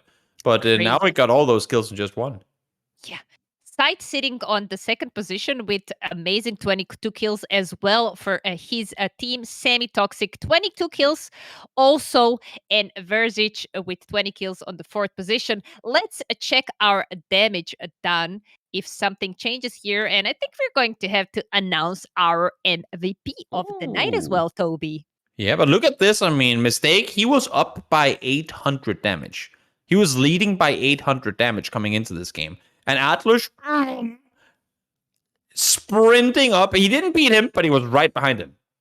Yeah, just behind him. And I mean, I can't happen to notice to see like all of these damage dealers. I mean, Mistake. I wonder, like, with so much damage that he's not in the top 5 fraggers. It's quite unbelievable, right, Toby? Yep. Not in the top 5 fraggers. Not barely even in the finals, but of course they did make it in 6th place.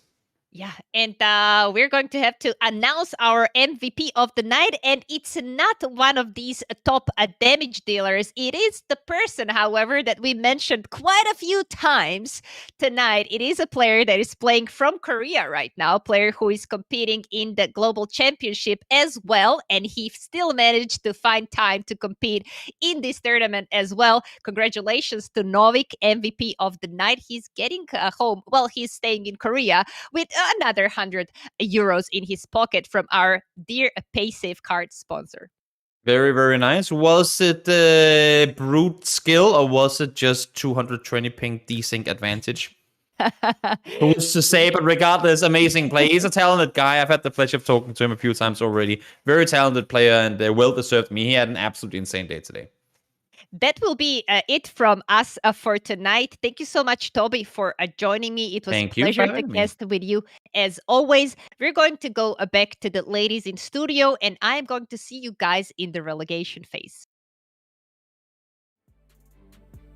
Thank you so much, Samson and Toby. And guys, welcome back for the very last time to the studio. I know I said the last time was last time, yes, but now it's the very last time.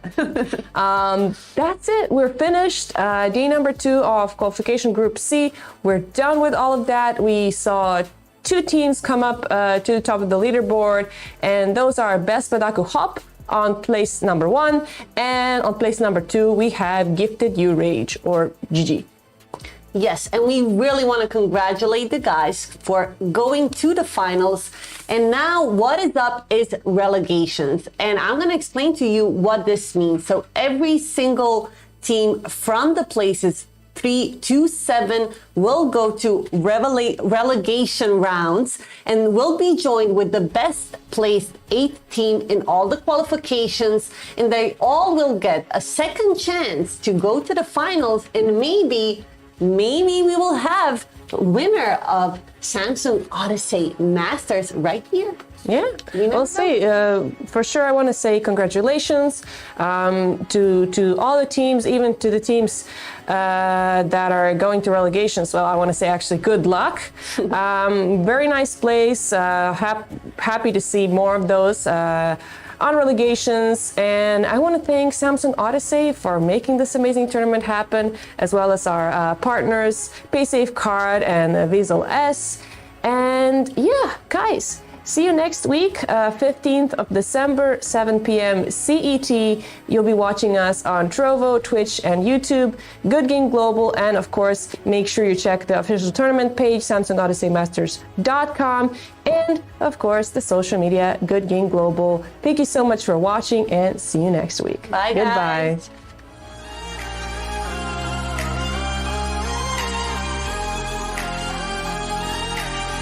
Till the battle's won, till kingdom come.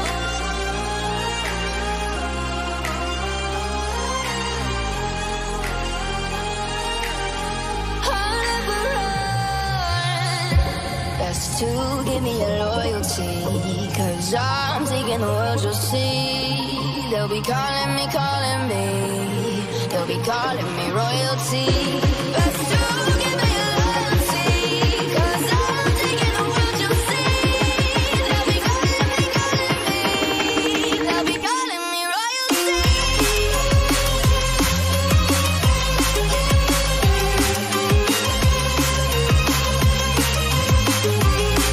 They'll be calling me royalty.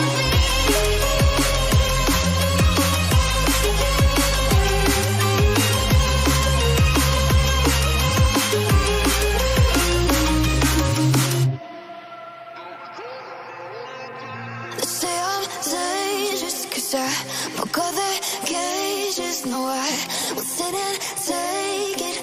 No, no. They left me for dead, I guess I'll never learn. Every time I break, there's just more pain to burn. They'll never